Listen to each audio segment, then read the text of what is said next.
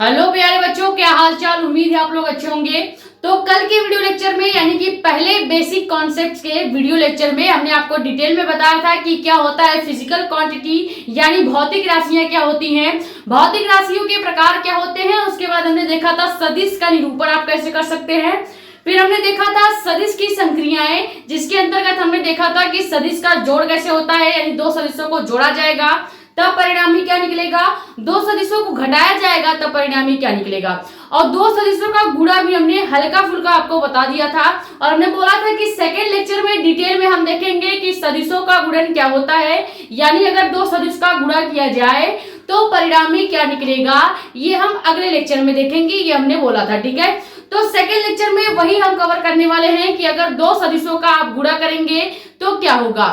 लेकिन उसके पहले अगर आप चैनल पर नए हैं तो चैनल को सब्सक्राइब कर लें और ज्यादा से ज्यादा नए बच्चों के जोड़े, जो ऐसे बच्चे हैं जो इस साल 12th में जा रहे हैं या जिनका एग्जाम 2027 में होने वाला है। ठीक है, उनके लिए बहुत आसान लैंग्वेज में बहुत ही एक्सपेरिमेंट्स के साथ आराम से फिजिक्स को समझाया जाएगा। ठीक है, पहले देखो, इसलिए हम बेसिक फिजिक्स आपको पढ़ा रहे हैं जो कि 11th का कॉन्सेप्ट होता है और ऐसा कॉन्सेप्ट जो 12th में काम आने वाला है वो हम यहाँ पे कवर करा रहे हैं। ठीक है, तो ज्यादा से ज्यादा वीडियो को शेयर करें और नए बच्चों को जोड़ें। बाकी आप अपने कमेंट्स शेयर आउट आप यहाँ पे भी पूछ सकते हो, यूट्यूब पे भी, और हमारा इंस्टाग्राम आईडी भी है मेडिको स्पेशल साक्षी मिश्रा के नाम पे, वहां भी आप अपने डाउट्स पूछ सकते हैं। ठीक है, अब सदिशों का गुणन हमने आपको कल थोड़ा सा बेसिक बताया था कि सदिश का गुणन दो प्रकार से होता है।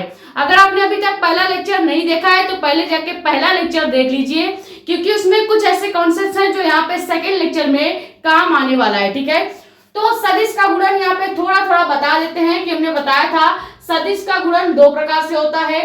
पहला होता है आपका अदिश गुणन, अदिश गुणन, ठीक है, जिसको अपन क्या बोलते हैं, डॉट प्रोडक्ट। ठीक है, डॉट प्रोडक्ट बोलते हैं। और अगर वही बात करें सेकंड आपका होता है क्या, सदिश गुणन। ठीक है, सदिश गुणन, सदिश गुणन का मतलब है क्रॉस प्रोडक्ट। ठीक है, क्रॉस प्रोडक्ट, ये हो गया टाइप कि दो प्रकार से इसका गुणन होता है।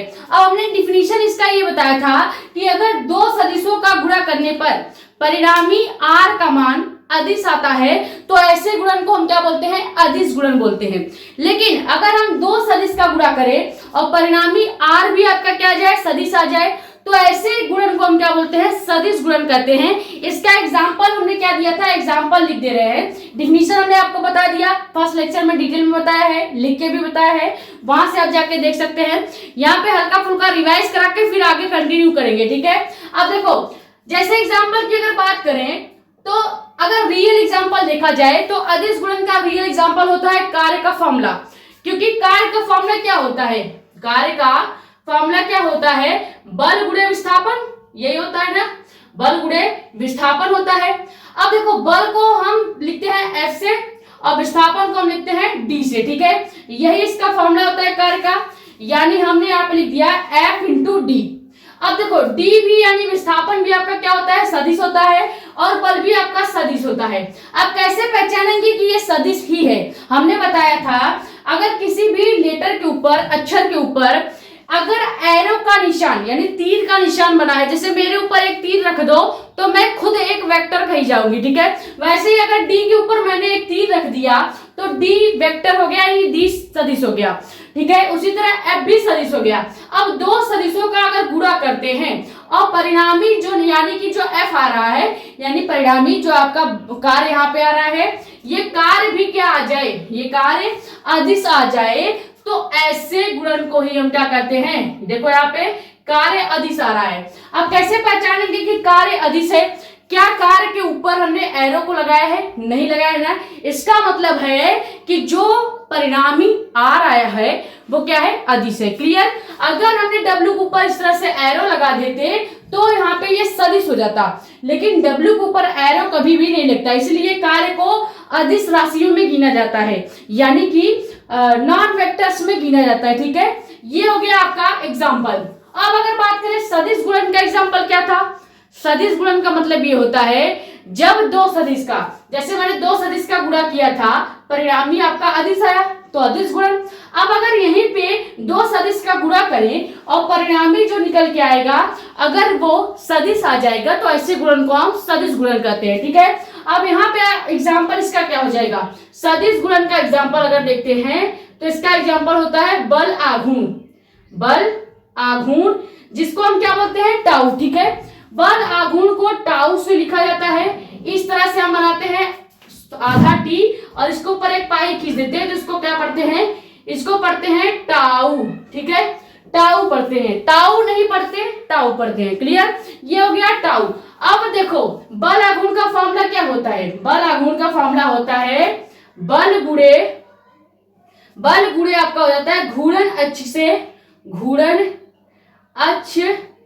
से लंबवत दूरी। ठीक है, लंबवत दूरी, ये फॉर्मूला होता है बल आघूर्ण का, यानी बल अक्ष से कितना, घूर्णन अक्ष से लंबवत दूरी, बल इंटू घूर्णन अक्ष से लंबवत दूरी क्या कहलाती है, बल आघूर्ण कहलाती है। तो फॉर्मूला क्या हो गया, फॉर्मूला हो गया टाउ इज इक्वल टू बल आपका एफ हो जाता है जो कि सदिश है। अब सदिश का गुणा हम घूर्णन अक्ष से लंबवत दूरी ले रहे हैं। अब याद रखना घूर्णन अक्ष से लंबवत दूरी आपका DL भी हो सकता है और यहाँ पे R भी हो सकता है। तो यहाँ पे हम ले लेते हैं R। ठीक है, तो R vector into F vector, दो सदिशों का गुणा किया, परिणामी जो टाउ आ रहा है ये भी क्या है, सदिश है। तो इस प्रकार के गुणन को हम क्या बोलते हैं, सदिश गुणन कहते हैं। ये हो गया सदिश गुणन। अब देखो ये हो गया सदिशों के सदिश गुणन का दो टाइप, अदिश गुणन एंड सदिश गुणन। अदिश गुणन का सीधा सीधा मतलब ये है कि अगर आप दो वेक्टर्स का गुणा करते हो, परिणामी R जो आ रहा है, जैसे यहाँ पे कार्य आया है, अगर कार्य अदिश आया है तो वो क्या हो जाएगा, अदिश गुणन में गिना जाएगा। वही सेम इसी तरह अगर दो सदिशों का गुणा करने पर परिणामी जो है आपका वो भी सदिश आ रहा है, यानी परिणामी टाउ है, अब टाउ भी सदिश आ गया है, तो इसका मतलब ये क्या हो जाएगा, सदिश गुणन हो जाएगा। ये हो गया टाइप्स ऑफ गुणन। ठीक है, सदिश गुणन का प्रकार हो गया। अब अगर डिटेल में हम देखते हैं कि कैसे दिशा के साथ आप सदिश गुणन और अदिश गुणन को लिखते हैं। अब दिशा के साथ का मतलब ये है कि हमने देखो एक बार आपको बताया था कि सदिश को निरूपित कैसे किया जाता है, वहां पे हमने बताया था कि सदिश को दिशा के साथ आप निरूपित कैसे कर सकते हैं। लेकिन अगर देखा जाए तो वो असली दिशा के साथ निरूपित करना नहीं था। असली दिशा के साथ अगर सदिश को निरूपित करेंगे तो सदिश को हमेशा एकांक सदिश के रूप में निरूपित किया जाता है, यानी एकांक सदिश के जैसे दर्शाया जाता है। अभी डिटेल में बताते हैं क्या होता है दिशा के साथ सदिश का निरूपण। ठीक है, ये पहले आप थोड़ा सा बेसिक नॉलेज था जो कि हमने अगले लेक्चर में पढ़ाया था, ये आपको रिकॉल करा दिया है। इसका आप चाहे तो स्क्रीनशॉट कर सकते हैं या फिर अगर आप लिखना चाहें तो लिख भी सकते हैं। ठीक है,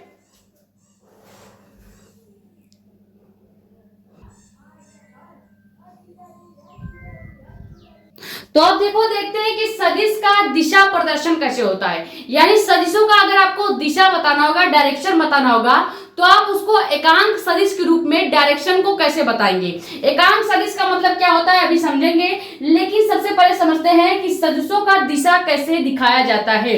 अभी इसके पहले जो मैंने सदिश निरूपण में आपको बताया था पहले लेक्चर में, तो वहां पे हमने बोला था कि आपको कुछ नहीं करना है, केवल इस तरह से आपको इधर दिशाएं ले लेनी है और जिस दिशा की तरफ आपको बोला जाए उस दिशा की तरफ आपको एक लाइन खींच के दिखा देना है कि ये ए वेक्टर है, बी वेक्टर है। इस तरह से हमने आपको बताया था। लेकिन रियल में दिशा ऐसे नहीं दर्शाया जाता। वो था तब जब आपको दो वेक्टर्स के बीच का जोड़ निकालना था, घटाना निकालना था, तो आप इस तरह के दिशा को बनाते थे जहां पे ये उत्तर होता था, ये दक्षिण, ये पूरब, ये आपका पश्चिम होता था। लेकिन अगर हम कहें कि एकांक सदिश के रूप में, एकांक सदिश क्या होता है पहले ये समझ लेते हैं। ठीक है, एकांक सदिश का मतलब है जिसका परिमाण एक हो, यानी आप उसके जगह पे हमेशा मान क्या रखेंगे, एक रखेंगे, उसकी वैल्यू हमेशा क्या रखेंगे, एक रखेंगे, और वो क्या करता है केवल दिशा को प्रदर्शित करता है। जैसे अगर हम कहें कि आप अपने कमरे में कोई एक ऐसा कोना ले लो जहां पे तीन लाइंस दिख रही हैं, तीन रेखाएं, तीन अक्ष दिख रहे हैं।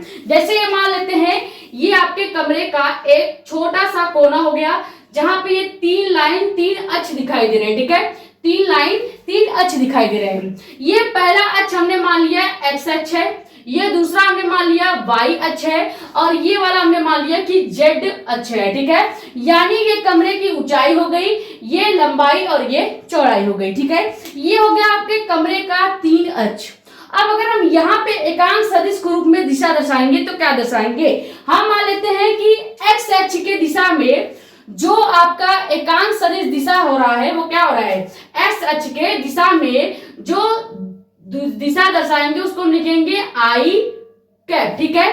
x अक्ष के रेखा में जो दिशा लग रही है उसको हम मान लेते हैं i कैप, ठीक है। उसी तरह y अक्ष के इस वाले रेखा पर हम दिशा क्या मान लेते हैं, j कैप, ठीक है। क्या मान लेते हैं, j कैप। और z वाले अक्ष पे दिशा क्या मान लेते हैं, आपका k कैप मान लेते हैं। इतनी चीजें पहले क्लियर हुई या नहीं, कुछ नहीं करना है, 3 अक्ष लेना है, तीनों अक्ष पे 3 एकांक सदिश हमने मान लिए हैं, ठीक है। x अक्ष पे जो एकांक सदिश है वो है i कैप, y अक्ष पे जो एकांक सदिश है वो है j cap and x z वाले अक्ष पे जो सदिश होगा वो होगा आपका k कैप, ठीक है। अब हम कैसे इसको एकांक सदिश कहते हैं, एकांक सदिश का मतलब ये है, जैसे मैं मान लो ये कोई एक इंसान है, ठीक है, ये कोई एक इंसान है। अब इस इंसान के ऊपर मैंने एक छोटा सा टोपी लगा दिया, ठीक है। मान लो इस इंसान का नाम क्या है, कालू। इंसान का नाम क्या है, कालू। कालू भी कोई नाम होता है जी, होता है, समझो। ये मान लो एक कालू इंसान है, छोटा बच्चा है, इस कालू को मैंने लगा दिया इस तरह से टोपी, यानी ये कालू क्या बन गया, कालू कैप कहा जाएगा। कालू ने लगाई टोपी यानी कालू हो गया कैप, ठीक है। इसको क्या पढ़ेंगे, कालू कैप, यानी कि हम पढ़ सकते हैं कालू एकांक सदिश हो गया, ठीक है। क्या हो गया, कालू एकांक सदिश, क्लियर। यानी किसी भी चीज के ऊपर अगर कैप दिख रहा है, इस तरह से टोपी दिख रही है, तो इसको हम क्या बोलते हैं, इसको बोलते हैं कैप। अब जिसके ऊपर लगा होगा, जैसे मैंने मान लिया ए के ऊपर लगा दिया टोपी, तो ए कैप यानी ए एकांक सदिश, ठीक है। एक लिखा है, नंबर लिखा है, इस नंबर के ऊपर इस तरह से कैप लग गया, यानी एक एकांक सदिश, ठीक है। यहाँ पे अ लिखा है तो अ के ऊपर भी लग गया तो अ एकांक सदिश। इसी तरह से किसी भी राशि के ऊपर, नंबर के ऊपर, अंक के ऊपर अगर कैप लग जाएगा तो उसको हम पढ़ेंगे एकांक सदिश, क्लियर, जिसको अपन कैप भी बोलते हैं। जैसे मैंने यहाँ पे बता दिया कि एक हमने कालू लड़के को मान रखा है, इस लड़के को हमने लगा दिया कैप, तो इसका नाम क्या हो गया, कालू एकांक सदिश, ठीक है, क्लियर। बहुत आसान है, किसी भी अंक के ऊपर या कह सकते हैं किसी भी इस तरह से मीनिंग के ऊपर अगर कैप लगा है तो उसको हम एकांक सदिश पढ़ते हैं। ये आपको डायरेक्ट याद रखना है कि कहीं भी कैप लगा है तो उसको हम एकांक सदिश पढ़ेंगे। जैसे आई के ऊपर लगा दिया हमने कैप, आई एकांक सदिश, जे के ऊपर लगा दिया कैप, जे एकांक सदिश, के ऊपर लगा दिया कैप, के एकांक सदिश, ठीक है। यानी कि ये एकांक सदिश, देखो आई क्या है, i cap dash J cap dash के कैप, ठीक है। इसका मतलब है कि ये सभी क्या हैं, एकांक सदिश हैं। अब एकांक सदिश का मतलब हमने बता ही दिया है कि कहीं भी आई जे या के कैप दिखेगा तो इसका मतलब एक डैश एक लिखा है, ठीक है। यानी आई कहीं भी लिखा होगा तो उसका वैल्यू, उसका मान आप रखेंगे हमेशा 1। जे कहीं भी लिखा है उसका वैल्यू, उसका मान आप रखेंगे 1। के कहीं लिखा है उसका वैल्यू, उसका मान आप रखेंगे 1, क्लियर। यानी परिमाण होगा सेम। ये केवल यह काम करती है क्या, दिशा को बताने का काम। यानी अगर एक्स अक्ष की दिशा में आपका आई कैप दिख रहा है तो ये क्या बता रहा है, एक्स अक्ष की दिशा को बता रहा है। वाई अक्ष की दिशा में जे कैप रखा है यानी ये वाई अक्ष की दिशा को बता रहा है। जेड अक्ष की दिशा में के कैप रखा है यानी कि ये जेड अक्ष की दिशा को बता रहा है, क्लियर। यानी ये एकांक सदिश का काम ये होता है दिशा को बताना। यही चीज हमने लिख रखा है कि जिसका परिमाण 1 हो वह ये केवल दिशा को प्रदर्शित करते हैं। अगर आई लिखा है तो कहीं भी आई लिखा जाएगा। अब आप समझ लीजिए डायरेक्ट, कहीं भी आई अगर हमने लिख दिया तो इसका मतलब वो एक्स अक्ष को बता रहा है, ठीक है। कहीं भी जे लिख दिया तो इसका मतलब वो वाई अक्ष को बता रहा है। कहीं भी जेड हमने लिख दिया तो इसका मतलब है वो आपका, कहीं भी अगर के कैप लिख दिया है तो इसका मतलब वो जेड अक्ष को बता रहा है। क्लियर हो गया, ये चीज क्लियर हो गई। अब यही चीज हम लिख देते हैं ऐसे, देखो कहीं भी अगर आई कैप लिखा है तो सबसे पहले इसका मतलब हो जाता है कि ये तो पहली बात क्या है, एक एकांक सदिश है। पहली बात इसको पढ़ेंगे क्या, एकांक सदिश, ठीक है। इसका परिमाण क्या होगा, जिसका परिमाण क्या होगा, एक होगा, जिसका परिमाण क्या होगा, एक होगा। और उसके बाद इसकी दिशा क्या होगी, इसकी दिशा क्या होगी, तो दिशा होगी एक्स अक्ष की तरफ, ठीक है। कहीं भी अगर जे कैप लिखा है लिख देते हैं, क्योंकि हो सकता है आप भूल जाएं, लेकिन अगर आप लिख लेंगे, अगर आप चीजों को लिख लेंगे अपने रफ में, नोटबुक में और रिवाइज करेंगे तो बड़ा अच्छा आपका ये तैयार हो जाएगा, ठीक है। देखो कहीं भी आई कैप लिखा है मतलब एकांक सदिश है, परिमाण एक होगा, दिशा आपका एक्स अक्ष की तरफ होगा। कहीं भी जे कैप लिखा है सबसे पहले पढ़ेंगे इसको एकांक सदिश। दूसरी चीज इसमें यह है कि इसका परिमाण हमेशा क्या होगा, एक होगा, परिमाण हमेशा क्या होगा, एक होगा। दिशा लेकिन इस बार चेंज हो जाएगी, दिशा इसका क्या हो जाएगा, एक्स की जगह वाई अक्ष हो जाएगा, ठीक है, वाई अक्ष हो जाएगा। अब देखो बात करते हैं के कैप की। कहीं अगर के कैप लिखा है तो इसका मतलब ये है एकांक सदिश, यानी कि एक वेक्टर है, ठीक है, एकांक सदिश है, एकांक सदिश है। और परिमाण इसका सेम रहेगा, एक ही रहेगा, परिमाण एक रहेगा, यानी कहीं भी आई जे या के लिखा है तो उसका मान आपको एक लेना है, ठीक है। दिशा फिर से चेंज हो जाएगी, इस बार दिशा क्या हो जाएगा, इस बार दिशा आपके जेड अक्ष की तरफ हो जाएगा, ठीक है, जेड अक्ष की तरफ हो जाएगा। तो ये इस तरह से दिशा का प्रदर्शन किया जाता है। ये तो हो गया एक नॉर्मली दिशा को प्रदर्शित करना, कि अगर एकांक सदिश के रूप में हमको दिशा प्रदर्शित करना होगा तो कैसे करेंगे, ये समझ में आया। सबसे पहले एकांक सदिश क्या होता है ये हमने आपको बता दिया। अगर हमें एकांक सदिश के रूप में कभी भी दिशा प्रदर्शित करना होगा तो कैसे किया जाएगा, ये भी हमने आपको बता दिया कि आई कैप, जे कैप और के कैप का मतलब क्या होता है, ठीक है। अब अगर कोई आपसे बोल दे कि हमें ये बताओ कि जे कैप लिखा है तो उसका मतलब क्या है, तो आप ये वाली लाइन ध्यान दीजिएगा। कहीं भी जे कैप लिखा है, कोई आपसे पूछे कि जे कैप हमने लिखा है तो ये बताओ जे कैप का मतलब होता क्या है, तो आप दो तीन इसका जवाब दे सकते हैं। पहला ये कह सकते हैं कि जे कैप का मतलब है कि ये एक एकांक सदिश है जिसका परिमाण हमेशा एक होगा और जिसकी दिशा, मेन चीज दिशा ही है, दिशा ही आपको यहाँ पे पता करना है और कुछ नहीं। परिमाण हमेशा एक होगा, ये सबको पता है, एकांक सदिश है सबको पता है, दिशा इसका मेन कॉन्सेप्ट है। इस पूरे लाइन का जो मतलब है केवल दिशा से है, ठीक है। अगर आई जे के की बात हो रही मतलब दिशाओं की बात हो रही है, क्लियर। ये हो गया छोटा सा बेसिक नॉलेज अगर हमें दिशा को निकालना है तब। अब मान लो मैंने कहा कि आपके कमरे में किसी एक बिंदु पर, एक पॉइंट पे हमको एक स्थिति सदिश चाहिए तो कैसे निकालेंगे। जैसे मान लो मेरे कमरे में अगर एक पंखा है और उस पंखे पे मैंने एक छोटा सा बैलून या छोटा सा बॉल एक रस्सी में बांध के लटका दिया और मैंने बोला कि कमरे के किसी एक पॉइंट से, जैसे मान लो आपका कमरे का 3 अक्ष है, एक अक्ष एक्स है, दूसरा वाई है, तीसरा आपका जेड है। अब मैंने बोल दिया कि ये बताओ, ये आपका हो गया, समझ लो यहाँ पे पंखा लगा हुआ है, इस पंखे पे मैंने एक छोटा सा बॉल टांग दिया, ठीक है, एक छोटा सा बॉल टांग दिया। अब मैंने बोला कि इस बॉल का आपको क्या बताना है, स्थिति सदिश बताना है, स्थिति सदिश बताना है। स्थिति सदिश का मतलब ये होता है कि जो किसी बिंदु की स्थिति को प्रदर्शित कर रहा है। अब मैंने बोल दिया कि इस वाले पॉइंट पे, इस वाले कमरे के पॉइंट पे आपको किसी बॉल का, किसी बैलून का एक स्थिति सदिश बताना है, तो आप कैसे दिखाएंगे स्थिति सदिश की दिशा। अब मेन चीज ये है, ये इतना कॉन्सेप्ट हमने इसलिए बताया है ताकि हम स्थिति सदिश के रूप में दर्शा सके, दिखा सके, क्लियर। अब देखो निकालते हैं स्थिति सदिश। मेन कॉन्सेप्ट स्थिति सदिश को ही समझाना था, क्योंकि जो न्यूमेरिकल्स बनते हैं वेक्टर वाले चैप्टर से वो स्थिति सदिश के ही टॉपिक से बनते हैं। अब स्थिति सदिश आपको तब तक समझ में नहीं आता जब तक हम आपको एकांक सदिश नहीं बताते, इसलिए हमने पहले बेसिक आपको बताया एकांक सदिश क्या है, एकांक सदिश को पढ़ते क्या है, आई कैप लिखा है क्या पढ़ेंगे, जे कैप लिखा है क्या पढ़ेंगे, के कैप लिखा है क्या पढ़ेंगे।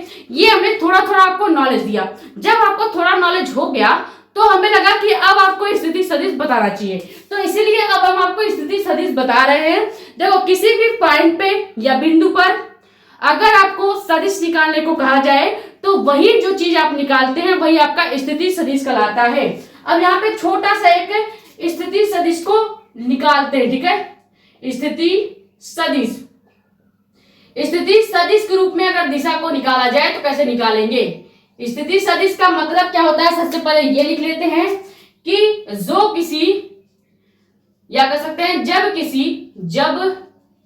किसी बिंदु पर, जब किसी बिंदु की स्थिति पर, जब किसी बिंदु की स्थिति को प्रदर्शित करता है, ठीक है, प्रदर्शित करता है, ठीक है, जब की जगह आप जो कर लो, ठीक है। स्थिति सदिश का मतलब ये है जो किसी बिंदु पर या किसी पॉइंट को या किसी एक कोने को प्रदर्शित करता है, वो क्या कहलाता है? स्थिति सदिश कहलाता है। अब स्थिति सदिश के रूप में इसी चीज को हमें अगर बताना होगा तो कैसे लिखेंगे? अब ये समझना, मान लो मैंने लिया एक आपका ए वेक्टर, क्या ले लिया? आपका एक ए सदिश ले लिया, ठीक है, ए वेक्टर ले लिया। अब इस ए वेक्टर को हम क्या क्या लिख सकते हैं? इस ए वेक्टर को पहली बात तो हम लिख सकते हैं क्या? ए एक्स इंटू आई लिख सकते हैं, आई कैप लिख सकते हैं। क्यों लिख सकते हैं? क्योंकि देखो एक्स एक्स इसकी क्या है? दिशा है, ए हमने सदिश मान लिया है। अब अगर हम हमेशा ए कैप का मान निकालेंगे इन तीनों दिशाओं को दर्शाते हुए, तो हम लिख सकते हैं इसकी जगह आपका ए एक्स इंटू में आपका क्या हो जाएगा? ए एक्स इंटू में आपका हो जाएगा आई कैप, ठीक है। यहाँ पे इस बार वेक्टर नहीं लग रहे हैं, वेक्टर इसलिए नहीं रख रहे हैं क्योंकि ये ए एक्स क्या है? ये ए एक्स इस बिंदु से एक्स एच की तरफ चली गई दूरी है, कुल दूरी है। अगर हम यहाँ पे ए वाई के बारे में लेते, ए वाई की दिशा में लेते, तो हम ए वाई लिखते, क्या लिखते? ए वाई इंटू जे कैप। वैसे ही आपके जेड एक्स की तरफ, अक्ष की तरफ अगर लेंगे तो हम क्या ले लेंगे? ए Z into k cap. Clear? यानी सीधे सीधे ये जो ए एक्स है, ए वाई है, ए जेड है, ये आपका इन अक्षों पर चली गई दूरियां हैं। यानी एक्स अक्ष पे चली गई दूरी कितनी है? ए एक्स। जेड एक्स पे चली गई दूरी कितनी है? जेड अक्ष पे चली गई दूरी कितनी होगी? ए जेड होगी। उसी तरह से वाई अक्ष पे चली गई दूरी कितनी होगी? ए वाई होगी। क्लियर हुआ? इतनी चीजें क्लियर हुई कि नहीं? अगर सदिश में दिशा दिखानी होगी तो पहले आप उसकी दूरी लिखेंगे, दूरी को लिखने के बाद ही आप उसकी दिशा लिखेंगे। जैसे मैंने लिख दिया कि ए से, इस पॉइंट से, इस बिंदु से अगर मैंने एक्स की साइड 2 सेंटीमीटर दूरी चला तो हम क्या लिख सकते हैं? 2 इंटू आई लिख सकते हैं। 2 आपका क्या हो गया? 2 आपकी चली गई दूरी हो गई, एक्स अक्ष की दूरी हो गई, और आई आपका क्या हो गया? आई आपकी दिशा हो गई। अगर हमने 2 के साथ आई कैप का गुणा किया है तो इसका मतलब ये है कि हमने एक्स अक्ष को प्रदर्शित किया है। यानी 2 जो सेंटीमीटर चली गई दूरी है वो एक्स अक्ष की दूरी है। कैसे पहचानेंगे एक्स अक्ष की दूरी है? क्योंकि दिशा आपकी आई कैप है। अगर दिशा जे कैप कर देते, यानी 2 मीटर या 2 सेंटीमीटर हम जे कैप के साथ गुणा करते, तो इसका मतलब ये है कि हम वाई अक्ष की दिशा में 2 सेंटीमीटर या 2 मीटर चले हैं, दूरी चले हैं या दूरी तय किए हैं, ठीक है। अब अगर हमने 2 सेंटीमीटर का गुणा के कैप से कर दिया तो आप पहचान सकते हैं कि के कैप किसकी दिशा को बताता है? जेड अक्ष की दिशा को बताता है। यानी हमने क्या किया है? यानी हमने 2 सेंटीमीटर या 2 मीटर जो दूरी चली है वो जेड अक्ष की दिशा में चली है। क्लियर? ये इतना बेसिक आपको इतना डीप में कोई नहीं बताएगा, ठीक है। तो इसका मतलब यही है कि 2 सेंटीमीटर, 2 मीटर या एक्स या ए एक्स, ए जेड, ए वाई, इसका मतलब यही होता है कि उस अक्ष पे चली गई दूरी। क्लियर? अब देखो मैंने लिखा है क्या? ए एक्स इंटू आपका आई कैप। इसका मतलब हो गया कि आई कैप ये बता रहा है कि हम ये दूरी जो ए एक्स चल रहे हैं ये एक्स की दिशा में चल रहे हैं। अब अगर यहीं पे मैंने प्लस करके लिख दिया, क्या आपका प्लस करके लिख दिया ए वाई इंटू में आपका हो गया क्या? इंटू में जे कैप लिख दिया, तो इसका मतलब क्या हो गया? हमने वाई अक्ष की दिशा में ए और वाई दूरी चली है, ए वाई दूरी तय की है, ठीक है। यहाँ पे दिखा देते हैं, देखो ये जो हो गया जे कैप तक की दूरी, इस बिंदु से जे कैप तक की दूरी कितनी हो जाएगी? ए वाई हमने चली है। अब इस वाले पॉइंट से जहां से हमने एक बॉल को लटकाया है, एक बैलून को लटकाया है, यहां से लेके इस आई कैप की दूरी कितनी हो जाएगी? इस आई कैप की दूरी हो जाएगी ए एक्स हो जाएगी। सेम इसी तरह अगर इस बॉल से, इस पॉइंट से अगर हम इस जे कैप तक की दूरी नापे तो ये कितनी हो जाएगी, ए एक्स हो गया, वाई हो गया, इधर आपका हो जाएगा ए जेड। क्लियर? ये दूरी को बताता है। कभी भी जब आप स्थिति सदिश लिखेंगे पहले दूरी को लिखेंगे, फिर उसके साथ आप दिशा को गुणा करेंगे। ठीक है, जैसे ए एक्स दूरी है तो ए x into i cap, A Y दूरी है तो ए वाई इंटू जे कैप, इसी तरह जे ए जेड दूरी है तो ए Z into k cap. Clear? अब ये कैप से ही, इन सदिश एकांक सदिशों से ही आप पहचान करेंगे कि किस अक्ष की दूरी की बात हो रही है। क्लियर? जैसे कि अगर हमने ए एक्स के साथ आई का गुणा कर दिया तो यानी एक्स अक्ष की बात हो रही है। अगर हमने ए वाई के साथ जे का गुणा कर दिया तो इसका मतलब वाई अक्ष की बात हो रही है। अगर हमने ए जेड के साथ के कैप का गुणा किया है यानी जेड अक्ष की बात हो रही है। इतनी चीजें क्लियर हुई कि नहीं? ये होता है स्थिति सदिश को दर्शाना। अब यहाँ पे वही चीज हम लिख देते हैं, प्लस में हमने लिख दिया क्या आपके लास्ट में, ए Z into k cap. Clear? ये हो गया स्थिति सदिश को दर्शाना।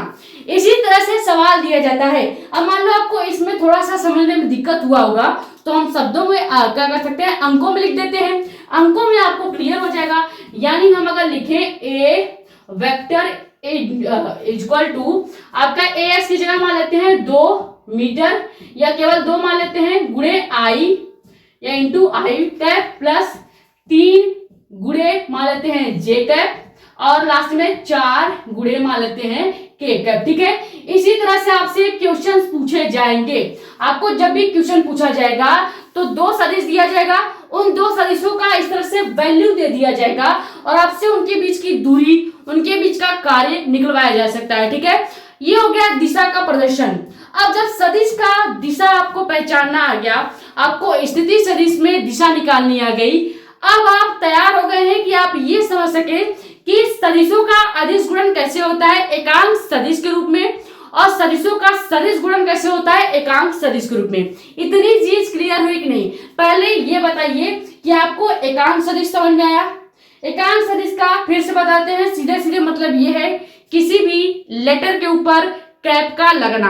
कैप लगा है तो उसको अपन एकांक सदिश बोलेंगे। जैसे मेरे पास ये पेन है, पेन के ऊपर मैंने इस तरह से एक तीर जैसा कैप लगा दिया, तो ये पेन के ऊपर मैंने क्या लगा दिया, सदिश को लगा दिया, जिसको हम प्रॉपर पढ़ेंगे एकांक सदिश। ठीक है, एकांक सदिश को आप चाहो तो लिख सकते हैं डिफिनीशन, जिसका परिमाण 1 होगा, वो केवल दिशा क्या करेगी, ये केवल डायरेक्शन को यानी कि दिशा को बताती है।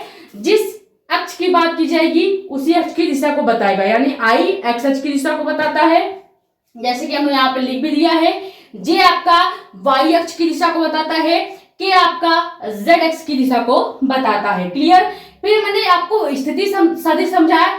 स्थिति सदिश का मतलब यह है किसी भी पॉइंट पर या बिंदु पर आपको अगर सदिश को प्रदर्शित करना है तो हम स्थिति सदिश ही निकालेंगे, स्थिति सदिश के रूप में ही प्रदर्शित करेंगे। क्लियर? तो ये हो गया स्थिति सदिश के रूप में प्रदर्शित करना।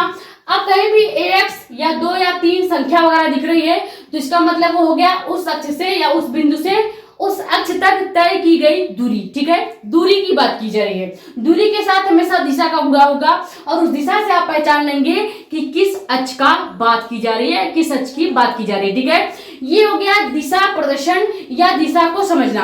अब ये स्क्रीनशॉट कर लीजिए, फिर हम देखते हैं कि आखिर सदिशों का अदिश गुणन यानी कि डॉट प्रोडक्ट किया जाएगा तो कैसे हम इसका मान निकालेंगे, और सदिशों का सदिश गुणन करते हैं तो कैसे इसका मान निकालते हैं। क्लियर?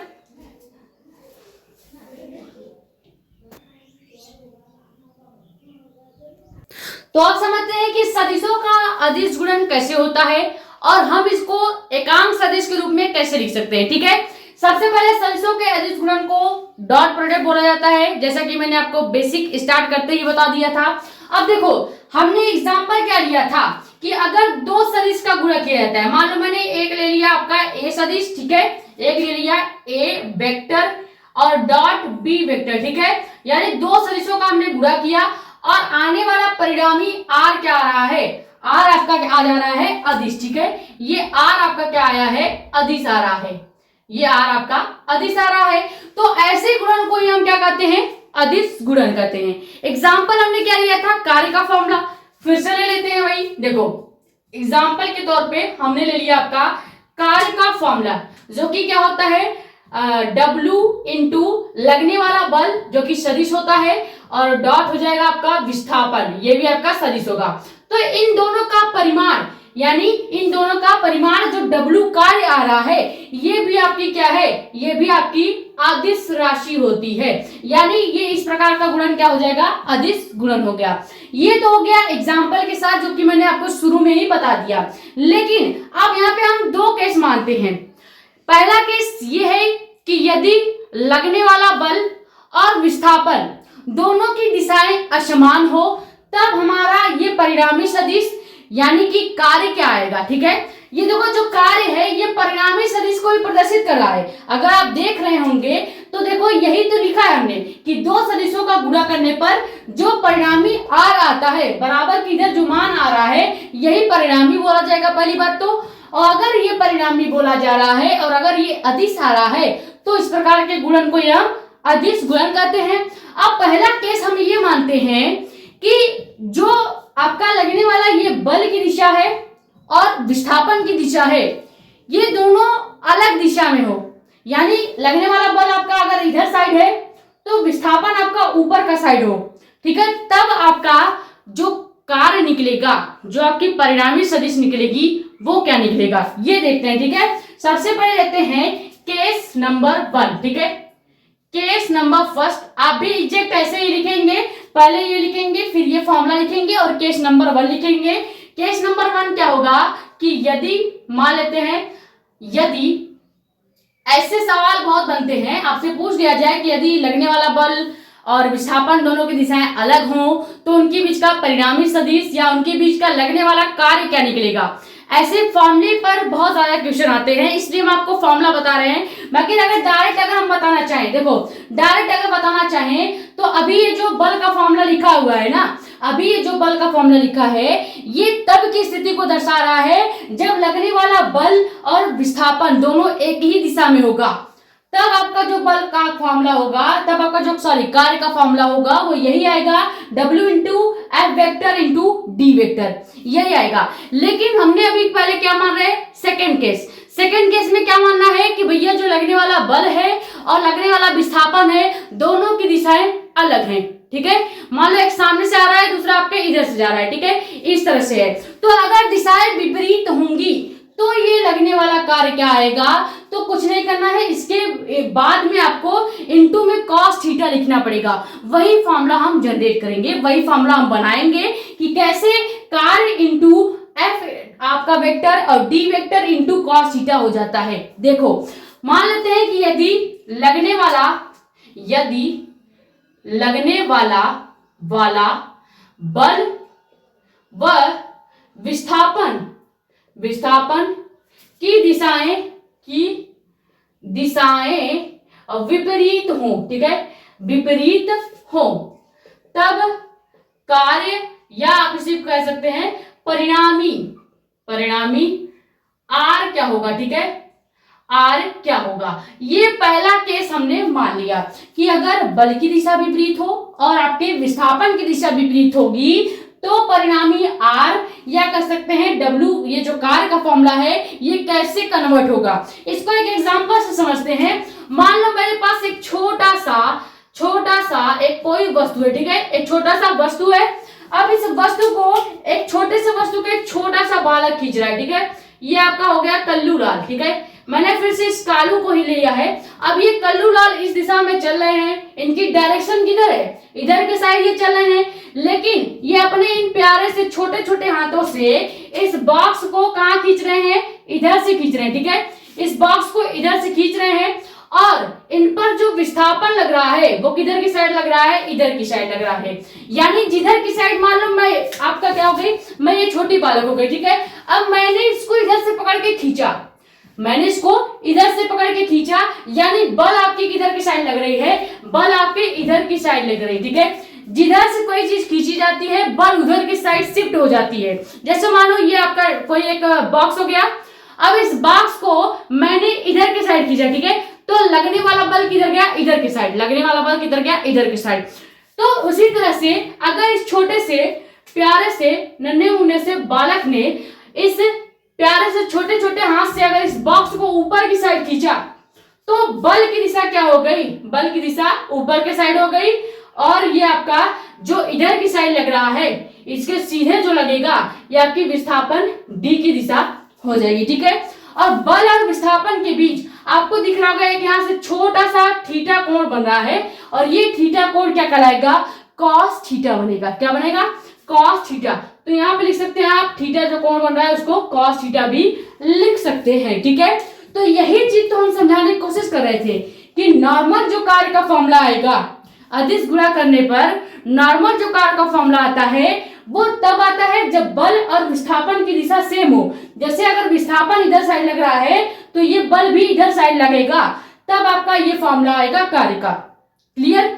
लेकिन अगर हमने बल की दिशा ऊपर के साइड कर दी, विस्थापन की दिशा जिधर की साइड आपका ये कल्लू चल रहा है उधर की साइड कर दिया, ठीक है, तो ये क्या हो जाएगा, यहाँ पे एक छोटा सा कोण बन जाएगा जिसको अपन थीटा नाम देंगे। और यहाँ पे जो थीटा, जब भी अदिश गुणन की बात की जाएगी तो थीटा को हमेशा कॉस थीटा ही लिखा जाएगा। अगर यहाँ पे सदिशों का सदिश गुणन होता यानी कि क्रॉस प्रोडक्ट होता तो यहाँ पे थीटा की जगह हम साइन थीटा लेते। क्लियर हुआ। ये छोटी छोटी चीजें हम आराम आराम से लेके चल रहे हैं, आपको कोई भगा के नॉलेज नहीं देंगे। ठीक है, अब ये समझ में आ गया। अब कार्य का फॉर्मूला किस में चेंज हो जाएगा, ये जो कार्य का फॉर्मूला है ये आपका चेंज हो जाएगा इसके अनुसार। अगर बल की दिशा और आपकी विस्थापन की दिशा विपरीत होगी तब कार्य का फॉर्मूला क्या होगा, तो कार्य का फॉर्मूला हो जाएगा W = F। F आपका हो जाएगा वैसे ही, ठीक है, F vector into D vector, और इसके साथ में हम गुणा कर देंगे कॉस थीटा का। क्लियर। ये आपका कार्य का फॉर्मूला आ जाएगा। इसको आप याद रखिएगा, कब के लिए काम आएगा, जब आपके बल और विस्थापन की दिशाएं अलग होंगी तब आपका कार्य का फॉर्मूला ऐसे ही आएगा। अभी यहाँ पे डिटेल में बता रहे हैं कि कैसे कार्य निकाला जाएगा, जब विस्थापन और बल की दिशा अलग हो और जब समान हो। लेकिन सदिशों के सदिश गुणा में नहीं समझाएंगे क्योंकि एक ही कॉन्सेप्ट है। अगर यहाँ पे डिटेल में समझ ले रहे हो तो वहां भी आसानी से समझ लोगे। मैंने बताया कि जब बल और विस्थापन अलग हो तो बीच में एक थीटा कोण बनेगा, और यहाँ पे अदिश गुणन के हिसाब से यहाँ पे थीटा जो बनेगा वो कॉस थीटा बनेगा। लेकिन जब सदिशों का सदिश गुणन इसी के बाद देखेंगे तो यहाँ पे लगने वाला जो कोण होगा थीटा, वहां पे साइन थीटा ले लिया जाएगा बस। बाकी फॉर्मूला सेम बनेगा, फॉर्मूला आपका सेम बनेगा, बस यहाँ पे परिणामी r हो जाएगा vector a vector b into sine theta कर देंगे सदिशों के सदिश गुणन में।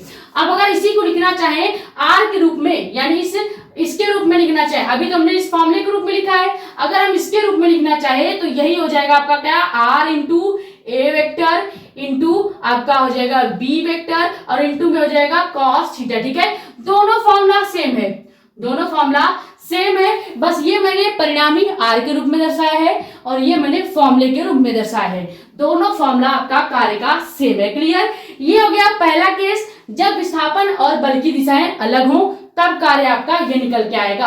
अब यहाँ पे कॉस थीटा है क्या, ये लिख लेते हैं। ठीक है, जहां ये थीटा क्या है, यहाँ पे कॉस थीटा जो है, इसमें थीटा शब्द क्या है, थीटा शब्द क्या है ये लिख लेते हैं।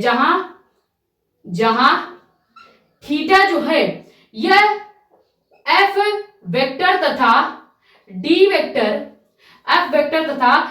वेक्टर के बीच का कोण है। ठीक है, बीच का कोण है। ये समझ में आया या नहीं। ठीक है, तो ये हो गया पहला अदिश गुणन का कार्य या परिणामी तब जब अगर आपके बल और विस्थापन की दिशाएं डिफरेंट हो। क्लियर। अब अगर हमने बोल दिया कि बल और विस्थापन की दिशा सेम कर दिया जाए तो कार्य का फॉर्मूला क्या निकल के आएगा, कुछ नहीं करना है। जब बल और विस्थापन की दिशा समान की जाएगी तो कार्य का फॉर्मूला यही निकल के आएगा जो यहाँ पे लिखा है, यानी W into F vector into D vector. Cos theta को आपको बिल्कुल गायब ही कर देना है क्योंकि कोई कोण बन ही नहीं रहा है। जब कोण नहीं बनेगा तो थीटा कहां से आएगा, जब कोण बनेगा तभी तो थीटा आएगा। देखो यहाँ पे कोण बन रहा था, एक लगने वाला बल ऊपर था और विस्थापन इधर की साइड था, तो यहाँ पे एक थीटा कोण बन रहा था। लेकिन अगर हम क्या करें, यहीं पे केस 2 भी मान लेते हैं। मान लिया केस सेकंड कि लगने वाला, केस सेकंड क्या मानते हैं कि यदि लगने वाला बल व विस्थापन विस्थापन की दिशा समान हो, दिशा समान हो तब आपका कार्य या कह सकते हैं परिणामी, ठीक है, परिणामी आर का मान क्या होगा, ठीक है। अब देखो इसके लिए एक डायग्राम बनाते हैं। मान लो ये आपका कोई क्या हो गया, ये आपका कोई एक बॉक्स हो गया, ठीक है, ये एक बॉक्स हो गया जिसपे बल की दिशा किधर है, बल की दिशा इधर है और इधर की साइड ये आपका परिणामी क्या कर सकते हैं, आपके विस्थापन डी की दिशा भी है, ठीक है, यानी बल की दिशा भी इधर है और विस्थापन की दिशा भी डी की दिशा भी इधर ही है, ठीक है। अब अगर बल और विस्थापन दोनों समान दिशा में है, यही तो हमने बोला है कि यही तो हमने माना है कि यदि लगने वाला बल F वेक्टर और विस्थापन D वेक्टर दोनों समान दिशा में होगा तो यहाँ पे थीटा जो आएगा वो क्या आ जाएगा, 0 आ जाएगा, यानी थीटा बनेगा ही नहीं। जब कोई कोण बन ही नहीं रहा है तो थीटा का मान 0 हो जाएगा। अब अगर हम इन्हें इस वाले फॉर्मूले में या कह सकते हैं परिणामी R वाले फॉर्मूले में थीटा का मान 0 रख दें तो क्या हो जाएगा, यहाँ पे फॉर्मूला जो निकल के आएगा R equal to A vector into B vector और यहाँ पे कॉस थीटा का मान अगर हम रखें 0 तो कॉस थीटा का मान 0 अगर रख देते हैं तो इसका मान प्रॉपर क्या होता है, कॉस 0 डिग्री का मान हो जाता है 1, ठीक है, कॉस 0 डिग्री का मान यहाँ पे लिख देते हैं, देखो कॉस 0 डिग्री का मान होता है 1, यानी यहाँ पे कॉस 0 थीटा जो आया है या कॉस 0 डिग्री आया है इसको पूरा हम 1 मान लेंगे तो मेन जो आपका निकल के आएगा R is equal to A vector into B vector, यही आपका क्या आ जाएगा, सेकेंड फॉर्मूला आ जाएगा। कार्य के रूप में अगर लिखना चाहते हैं, इसके रूप में लिखना चाहते हैं तो लिख सकते हैं W इंटू आपका F वेक्टर इंटू आपका D वेक्टर। क्लियर, सेम चीजें हैं, सेम फॉर्मूले हैं, बस थोड़ा सा आपको अपना दिमाग लगाना है। क्लियर, ये चीज आया कि नहीं आपको। अगर दिशा समान है तो लगने वाला कार्य होगा W into F vector into D vector. Clear, अगर दिशा असमान है बल और विस्थापन का तो कुछ नहीं करना है, लास्ट में हमें cos थीटा को जोड़ देना है। अगर परिणामी के रूप में लिखेंगे तो सेम चीजें होंगी, बस जहां पे W था वहां पे R कर देंगे और यहाँ पे कोई दो सदिश हम मान लेंगे, ठीक है। बाकी आपका cos थीटा वैसे ही रहेगा क्योंकि दिशाएं अलग हैं आपकी बल की और विस्थापन की। सेम उसी तरह से यहाँ पे जो थीटा था वो क्या है, इस F और D के बीच का कोण है, इसलिए हमने यहाँ पे ये लिखना जरूरी समझा था तो लिख दिया, ठीक है। सेकेंड केस हमने माना कि लगने वाला बल और विस्थापन की दिशा क्या है, समान है, यानी जिधर की साइड बल रख रहा है उसी की साइड आपका विस्थापन भी हो रहा है, उसी की साइड आपकी दूरी भी चली जा रही है। तो इस केस में थीटा तो हो गया 0। अब अगर cos थीटा 0 रखेंगे तो cos थीटा 0 का मान होता है 1, तो इस हिसाब से इस फॉर्मूले में हमने रख दिया 1। जैसे ही रखेंगे 1, R का मान आ जाएगा केवल R इंटू दोनों सदिशों का गुणन, ठीक है। तो ये हो गया आपके कार्य या कह सकते हैं दो सदिशों का अदिश गुणन। समझ में आ गया डिटेल में। अब इसको एक एग्जाम्पल से समझते हैं क्योंकि जब तक आप सवाल नहीं लगाओगे कोई भी कॉन्सेप्ट आपका क्लियर नहीं होगा, ठीक है। अब देखो जो एग्जाम्पल हम यहाँ पे बताने वाले हैं उसमें भी दो फॉर्मूले आपको बताए जाएंगे, वो दोनों फॉर्मूला आपको लिख लेना है डिटेल में और बार बार रिवाइज करना है, सवाल के साथ प्रैक्टिस करना है। यहाँ पे एक सवाल के साथ आपको बता दे रहे हैं कि सदिशों का अदिश गुणन कैसे हो रहा है। बाकी आप इस लेक्चर के बाद सदिशों का सदिश गुणन पे जो सवाल मैं बताऊंगी और सदिशों के अदिश गुणन पे जो सवाल मैं बताऊंगी, ऐसे टाइप के कम से कम 2 से 3 सवाल आपको अपने मन से लगाना है उस फॉर्मूले पर रिलेटेड, ठीक है। तभी आपको क्लियर होगा कि सदिशों का सदिश गुणन कैसे हो रहा है और अदिश गुणन कैसे हो रहा है। क्लियर हो गया।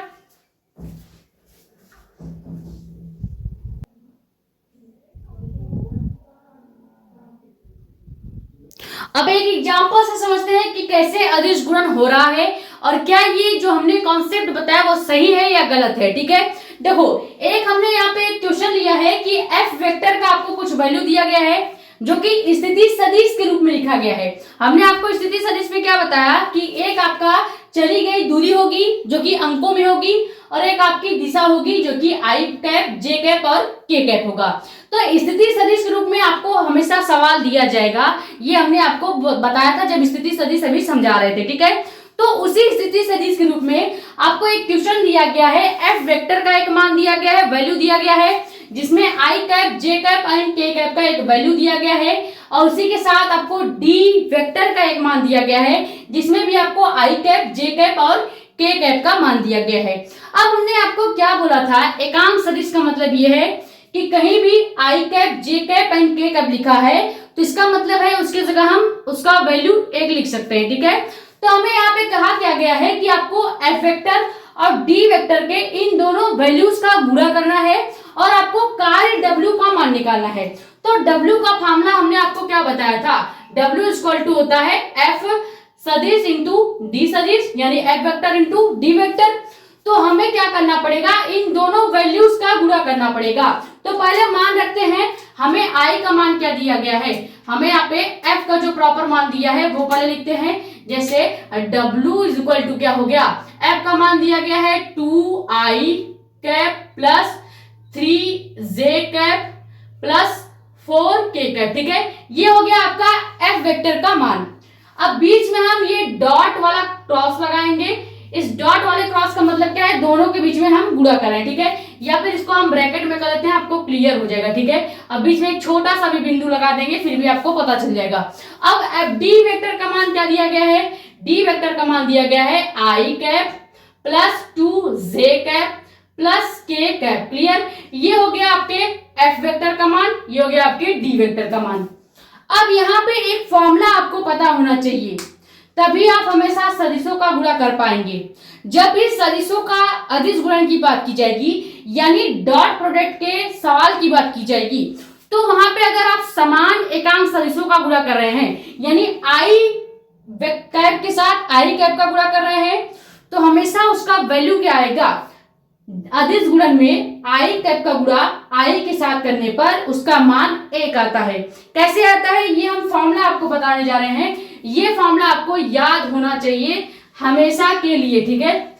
ये फॉर्मूला आपको याद होना चाहिए। कहीं भी i cap dot I cap लिखा है, ठीक है, कहीं भी i cap dot I cap लिखा है, यानी दो समान एकांक सदिशों का डॉट गुणा हो रहा है। डॉट गुणा मतलब अदिश गुणा हो रहा है।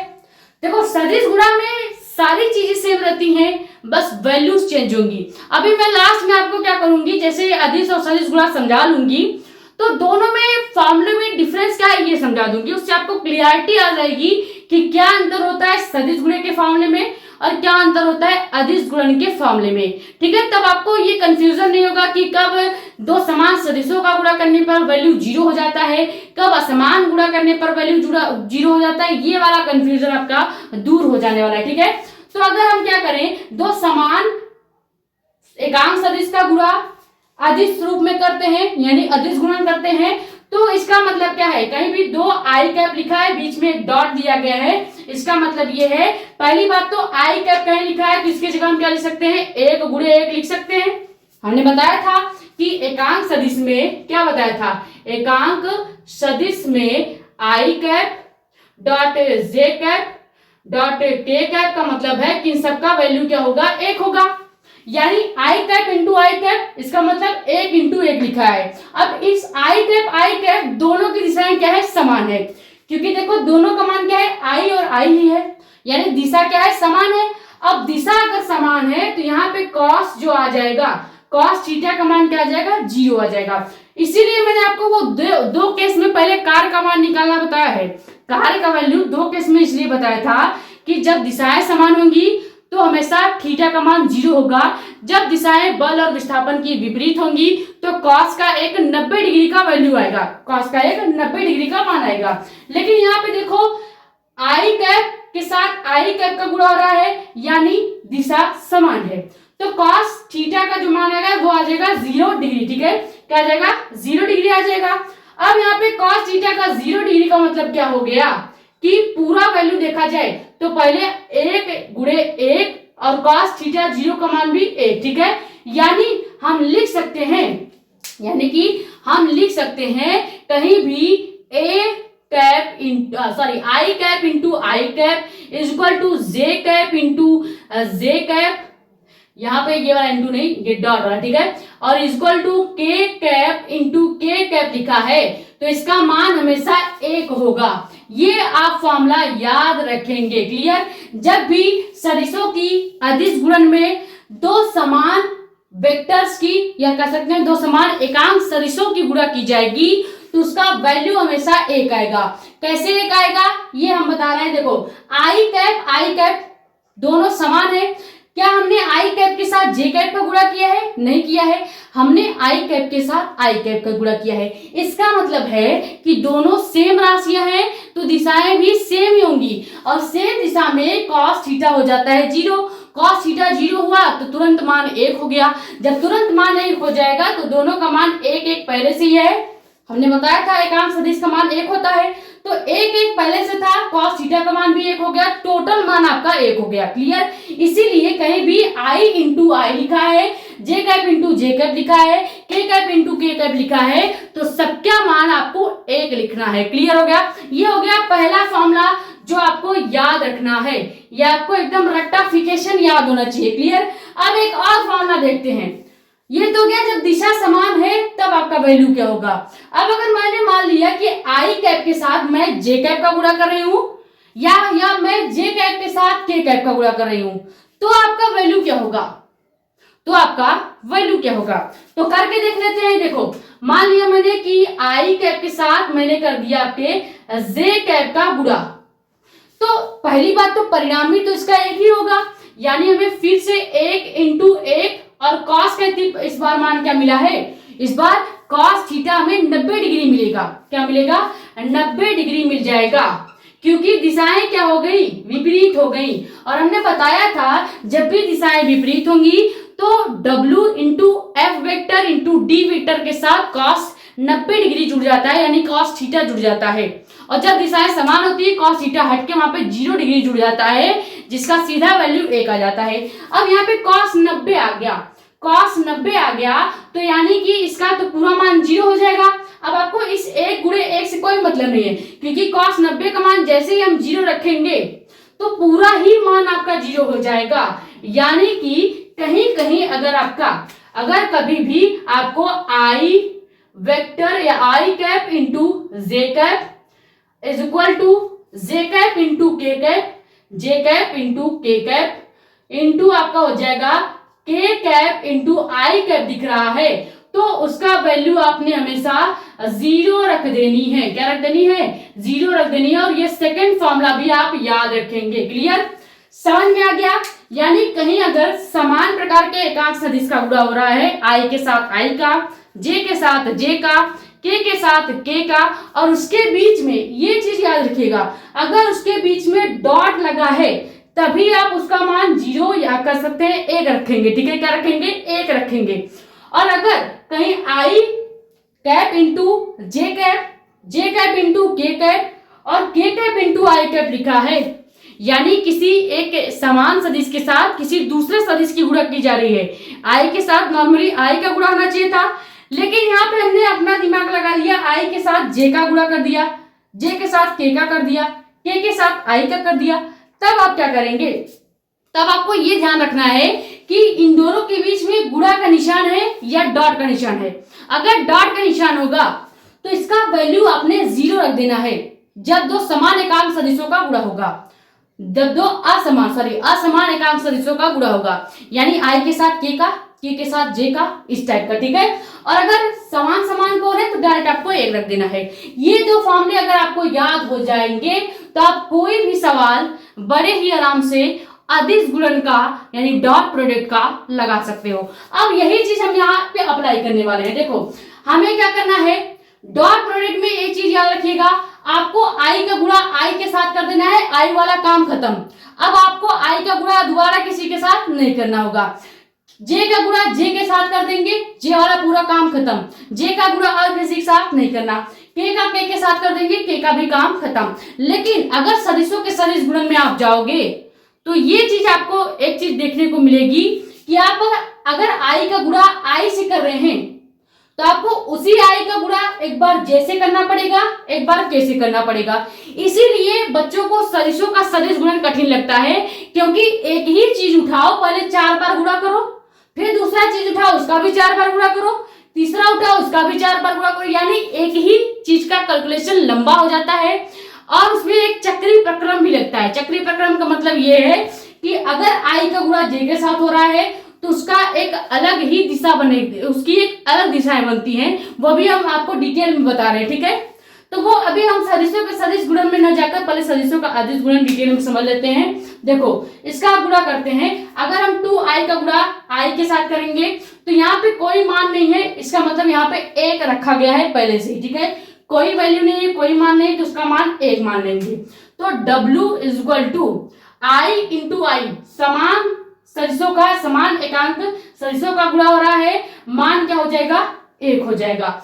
तो 2 का गुणा अगर हम 2i का गुणा i में करेंगे तो आप यहाँ पे अपना वो गणित वाला नियम मत लगा दीजिएगा कि 2i के साथ 1i और जो गुणा कर रहे हैं। तो कई लोग क्या करेंगे, 2i के साथ 1i का गुणा करेंगे तो यहाँ पे लिख देंगे 3i। 3i नहीं होगा, यहाँ पे देखो 3i नहीं होगा, यहाँ पे चेंज होगा। देखो अगर आप 2i का गुणा i के साथ कर रहे हैं तो यहाँ पे हो जाएगा सबसे पहले ये 2 और i इंटू आई, ठीक है। i कैप यहाँ पे 1 मिनट इस तरह से लिखते हैं, 2 डॉट हो जाएगा, ठीक है, 2 डॉट, और उसके बाद i cap into i cap, इस तरह से आपको लिखना है, 2i cap into i cap, plus में यहाँ पे अब 3j का गुणा इस 2j के साथ करना है। तो सबसे पहले 3 का गुणा 2 से करेंगे, 6 हो गया, तो 6 पहले लिख लेंगे। नंबर का गुणा नंबर के साथ करके आपको जो आपका ये कर सकते हैं इंग्लिश वाले वर्ड्स हैं उसको एक साथ रख देना, ठीक है। यानी 3 दूनी 6 हो गया, और j cap into j cap आप लास्ट में लिखेंगे, ठीक है, प्लस हो गया 4k इंटू के करेंगे, 4k का गुणा इस k के साथ करेंगे तो 4 पहले हो जाएगा, फिर k cap into k cap.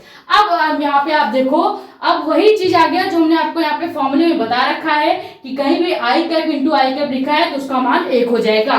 तो यानी कि 2 गुणे 1 हो जाएगा, प्लस आपका 6 गुणे 1 हो जाएगा, प्लस आपका 4 गुणे 1 हो जाएगा। समझ में आया या नहीं? बहुत सरल है, बस एक बार मेरे बताने के बाद आपको खुद प्रैक्टिस करना है, ठीक है। ये हो गया आपका कार्य का मान। अब w इक्वल टू यहाँ पे हो गया 2 का 1 में गुणा करेंगे 2 ही आएगा, प्लस यहाँ पे 6 का 1 में गुणा करेंगे 6 ही आएगा, 4 का 1 में करेंगे 4 ही आएगा, टोटल जोड़ देंगे तो कार्य का मान आ गया 12 जूल, ठीक है। क्या आ गया, 12 जूल। यानी ये साबित हो जाता है कि ये अदिश गुणन ही है, क्योंकि अगर सदिश गुणन होता तो यहाँ 12 जूल के जगह आपका आई कैप, जे कैप और के कैप में आंसर आता, लेकिन यहाँ पे आंसर क्या आ रहा है, केवल 12 जूल। यानी एक संख्या में, एक नंबर में आपका आंसर आ रहा है, इसका मतलब ये सदिशों का अदिश गुणन है। क्लियर?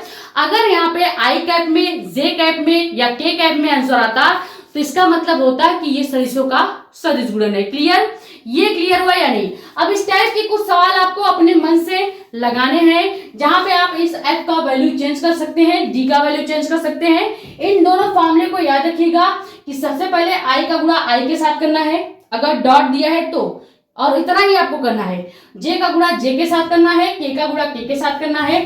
अंकों का गुणा अंकों से करेंगे और ये जो कैप वाला है वैसे ही रहने देंगे शुरू में। फिर हम देखेंगे कि आई कैप है तो इसका मान 1 रख देंगे, जे कैप है इसका मान 1 रख देंगे, के कैप है तो इसका मान भी 1 रख देंगे, इस वाले फॉर्मूले से, ठीक है।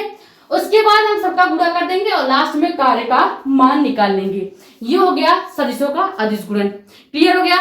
मेन ये 2 फॉर्मूले याद रखिएगा, जब भी समान एकांक सदिशों का गुणा होगा तो वैल्यू 1 आएगा, असमान एकांक सदिशों का गुणा होगा, जे के साथ के का, के के साथ आई का, इस तरह से होगा तो आपका वैल्यू 0 आ जाएगा।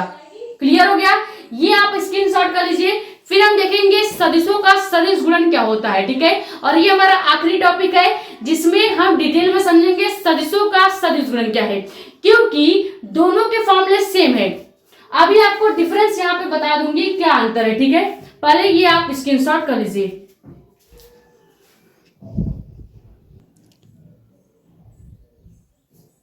तो आप समझते हैं कि सदिशों का सदिश गुणन क्या होता है, यानी कि क्रॉस प्रोडक्ट क्या होता है अगर हम एकांक सदिश के रूप में लिखें तो, ठीक है। फॉर्मूला सेम रहेगा, थोड़ा सा चेंज होगा, अभी आपको पता चल जाएगा, ठीक है। सबसे पहले समझते हैं सदिशों का सदिश गुणन होता क्या है। तो हमने 2 बार बता दिया, तीसरी बार फिर से बता देती हूँ कि अगर 2 समान सदिश का गुणा हो रहा है, मान लो a vector into D vector हमने किया है और इसका जो परिणामी आर आ रहा है ये भी सदिश आ रहा है, यानी आर के ऊपर भी तीर का निशान है। इसका मतलब ये क्या है, सदिश राशि है। क्या है, सदिश राशि है। ठीक है, तो इस प्रकार के गुणन को क्या कहेंगे, सदिश गुणन कहेंगे। इसका एक एग्जांपल भी हमने आपको बताया था। एग्जांपल क्या बताया था, टाउ इक्वल टू लगने वाला बल और आपका क्या हो जाएगा, घूर्णन अक्ष से लंबवत दूरी यानी आर। ठीक है, ये दोनों सदिश का गुणा अगर आपने किया है तो यहाँ पे टाउ भी आपका क्या आ रहा था, सदिश आ रहा था। यही आपको हमने बताया था, सदिशों का सदिश गुणन। क्लियर। अब यहाँ पे अगर हमने वो केस माना कि अगर दिशाएं क्या है, बल और विस्थापन की दिशाएं अलग हैं, यानी लगने वाला बल और विस्थापन दोनों दिशाएं अलग हैं, तो आपके परिणामी आर का फॉर्मूला क्या हो जाएगा, तो आपके परिणामी आर का फॉर्मूला हो जाएगा क्या, R vector is equal to A vector into D vector और सबसे लास्ट में आपका हो जाएगा। अब यहाँ पे याद रखिएगा, यहाँ पे कभी भी cos थीटा आपको नहीं लेना है।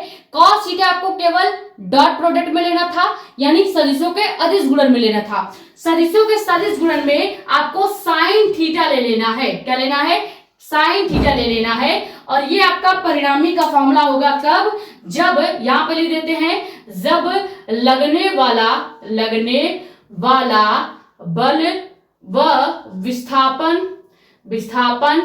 की दिशा समान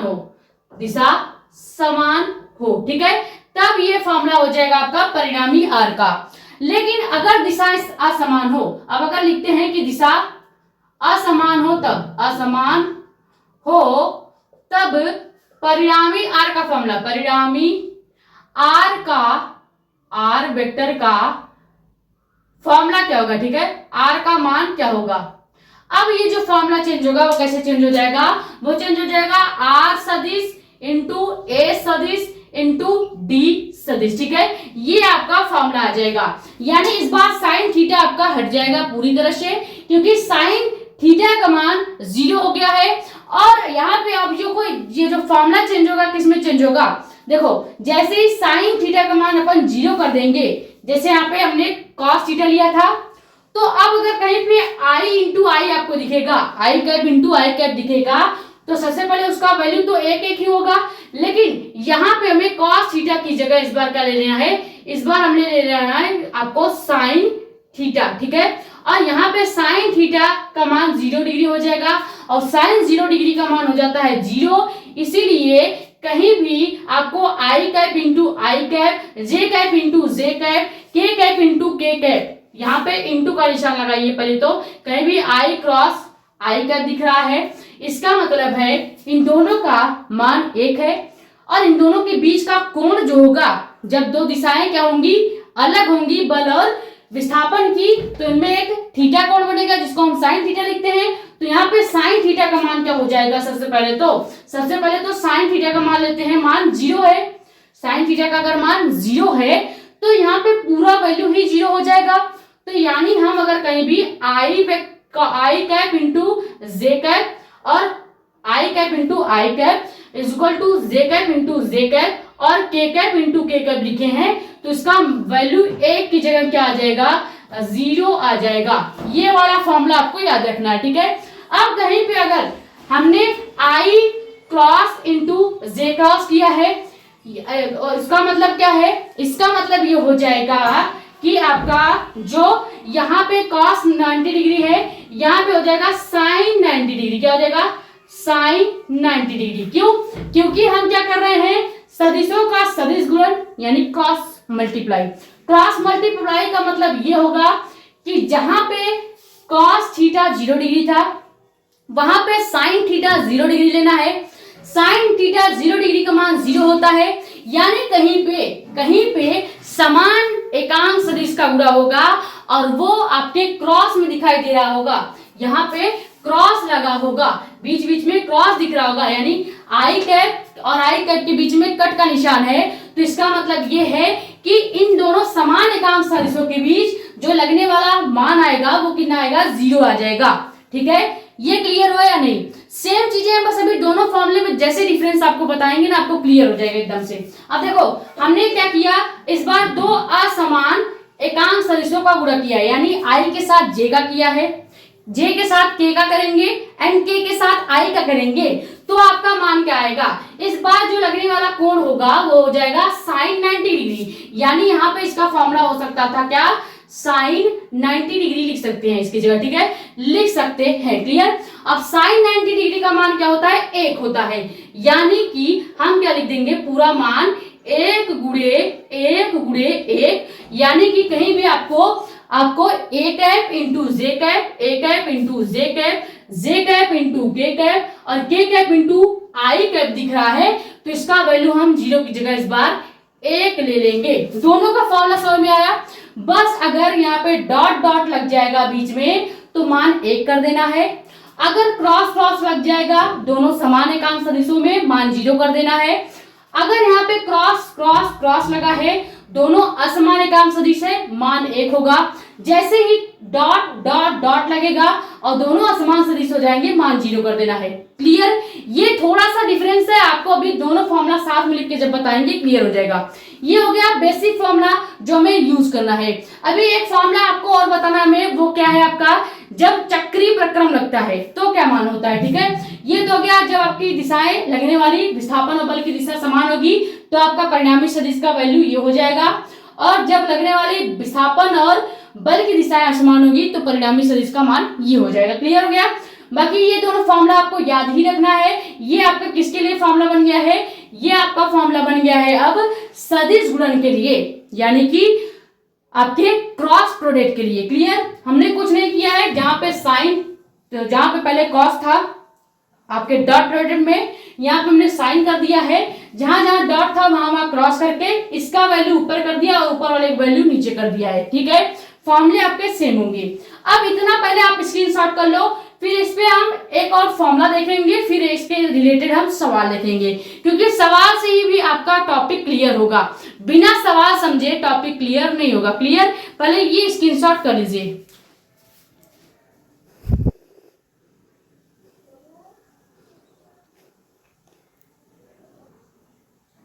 अब एक चीज और समझते हैं सदिशों के सदिश गुणा में, जो कि ये है कि आपका चक्रीय प्रक्रम क्या होता है।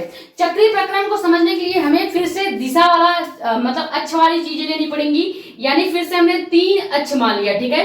क्या मान लिया? 3 अक्ष मान लिया है। पहला हो गया आपका y, दूसरा x और ये आपका zx, ठीक है। अब हमने आपको क्या बोला था कि x अक्ष में लगने वाली दिशा को हम क्या लिखते हैं? आई कैप लिखते हैं। तो यहाँ पे लगने वाली दिशा हो गई आई कैप, और y अक्ष पे लगने वाली दिशा हो गई जे कैप, एंड आपका z अक्ष पे लगने वाला दिशा क्या हो जाएगा? के कैप हो जाएगा, ठीक है। अब चक्रीय प्रक्रम का मतलब ये होता है कि एक बार हमें गुणा क्या कैसे करना पड़ेगा? एक बार हमको गुणा क्लॉकवाइज करना पड़ेगा, दूसरी बार गुणा हमको एंटी क्लॉकवाइज करना पड़ेगा। तो सबसे पहले एंटी क्लॉकवाइज गुणा करते हैं। देखो घड़ी आपकी कैसे चलती है? घड़ी आपकी चलती है, देखो ये हो गया 12, अब फिर इधर चलेगा 1, फिर इधर चलेगा आपका, फिर इधर चलेगा, इस टाइप से आपका घड़ी चलता है। लेकिन हमें घड़ी के उल्टे दिशा में गुणा करना है। चक्रीय प्रक्रम का मतलब यही होता है, ठीक है। चक्रीय प्रक्रम का मतलब ये है कि जो 12 से 1 आपकी घड़ी चलती है, अगर वो क्या करे 1 से 12 चलने लगे, यानी आई से जे की तरफ चलने लगे, जे से के की तरफ चलने लगे और के से फिर से आई की तरफ चल जाए, तो इस तरह का गुणन क्या कहलाता है? इस तरह का प्रक्रम ही चक्रीय प्रक्रम कहलाता है। क्लियर हो गया? यानी अगर हमने गुणा इस घड़ी की दिशा में न करके 12 से 1 की तरफ न करके 1 से 12 की तरफ कर दिया, यानी आई कैप से जे की तरफ कर दिया, फिर जे से के की तरफ कर दिया और के से फिर से आई की तरफ कर दिया, तो ये प्रक्रम ही चक्रीय प्रक्रम कहलाता है। चक्रीय प्रक्रम में कुछ फॉर्मूले बनते हैं जो कि आपको याद रखना है, यानी आपको कुछ दिशाएं याद रखनी है। जैसे अगर आपने चक्रीय प्रक्रम में, ये तो दिशा आपको क्लियर हो गई। चक्रीय प्रक्रम, देखो चक्रीय प्रक्रम में एक चीज याद रखिएगा, दिशा आपको बता रहे चक्रीय प्रक्रम में दिशा ये आपको बता रहे हैं, ये आपको डायरेक्ट याद रखना है। देखो जब भी आई का गुणा जे के साथ होगा, यानी कहीं भी आपको आई, इसको रेड से लिखते हैं, देखो कहीं भी अगर आपको आई कैप और इंटू जे कैप दिख रहा है, यानी एंटी क्लॉकवाइज गुणा दिख रहा है, जो कि चक्रीय प्रक्रम कहलाता है, यानी आई से जे की तरफ गुणा दिख रहा है, तो इसका परिमाण क्या आएगा, परिमाण 1 आएगा हमेशा, चाहे आप i का गुणा j के साथ करें या j का गुणा i के साथ करें, परिमाण 1 ही आएगा। लेकिन हमें क्या निकालना है, दिशा।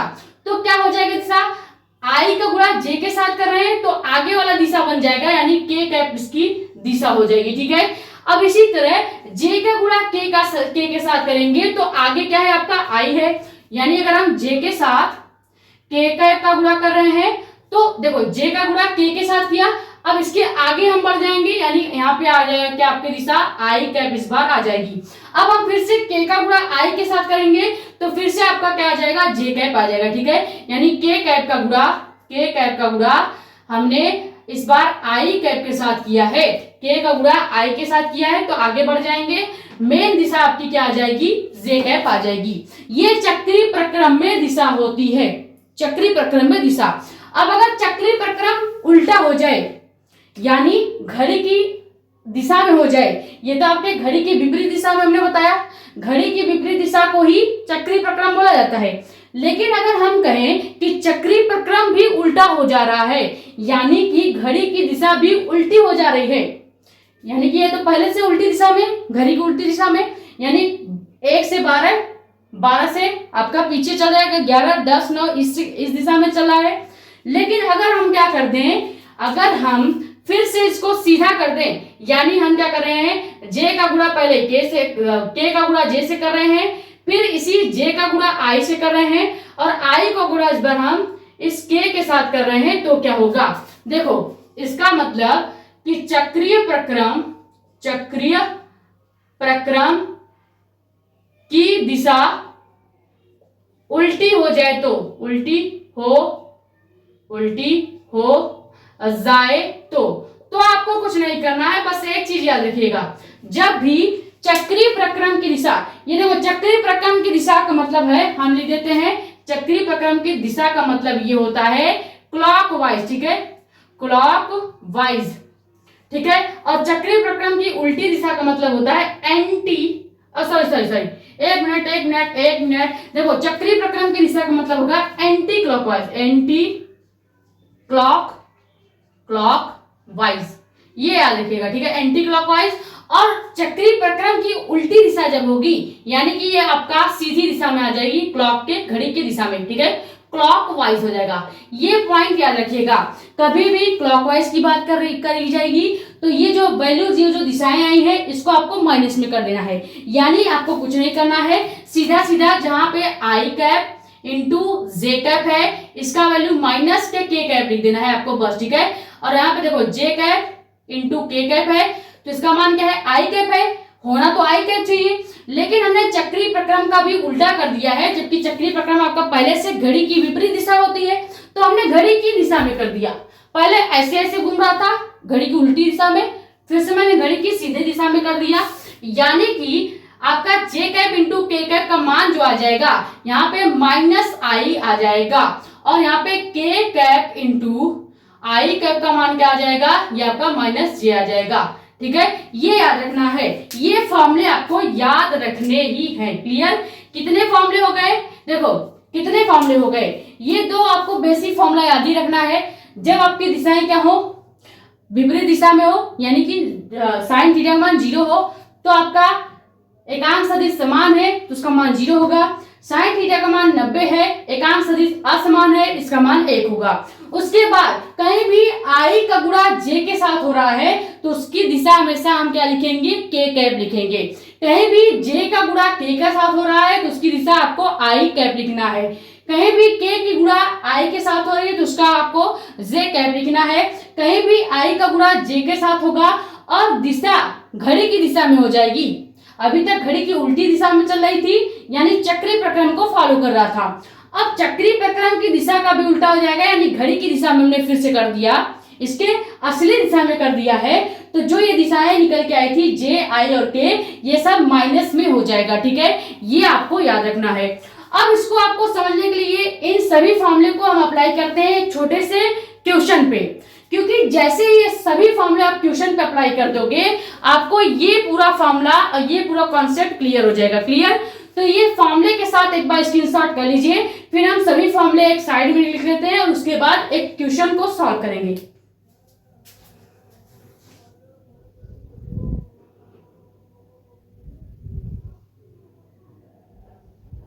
तो अब सदिशों का सदिश गुणन एक फॉर्मूले से या एक क्वेश्चन से समझ लेते हैं। देखो इतना ही फॉर्मूला हमने आपको बताया, जो उतना लंबा आपको दिख रहा था, खाली इतना ही फॉर्मूला आपको बताया गया है। एक हो गया तब जब एकांक सदिश समान हो तो उसका मान 0 आता है, यानी i के साथ i का गुणा, k के साथ k का, j के साथ j का, उसका मान रखेंगे 0। ठीक है। उसके बाद कहीं भी अगर i का गुणा j के साथ, j का गुणा k के साथ, k का गुणा i के साथ लिखा है तो इसका मतलब इसका मान 1 आएगा।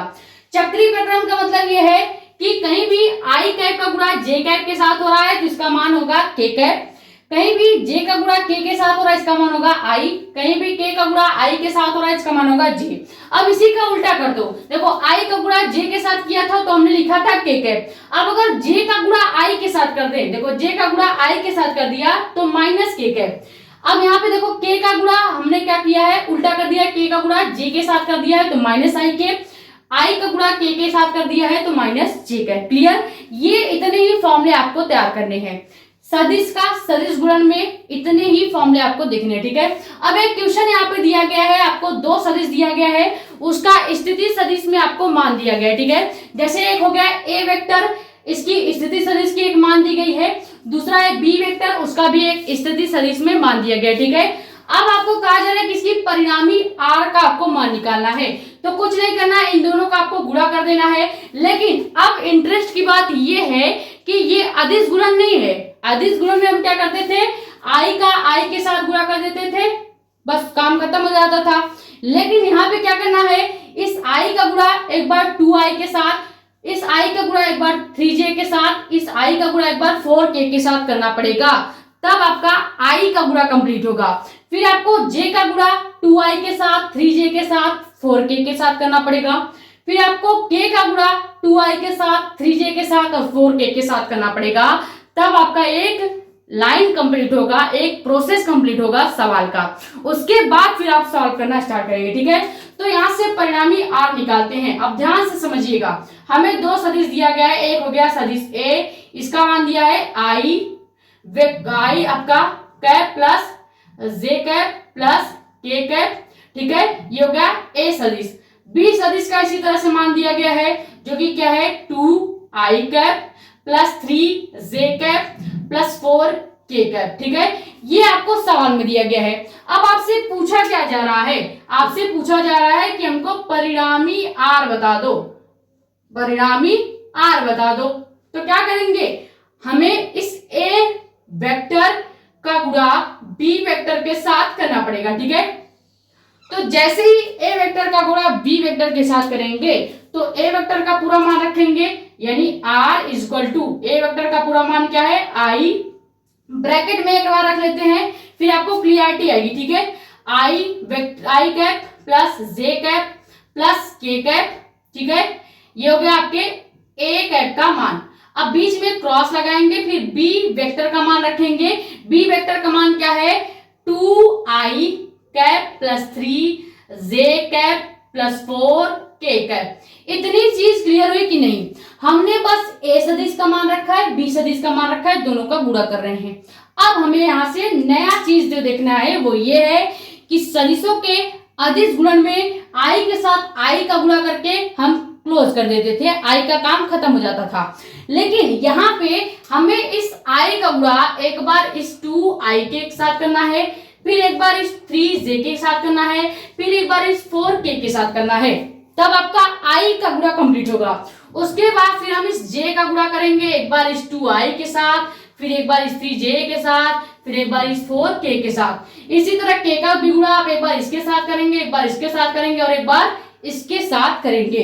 जैसे आप मैथ्स में करते हैं, मैथ में हम क्या करते हैं, मान लो यहाँ पे लिखा है 5 + 5 + 1। ठीक है।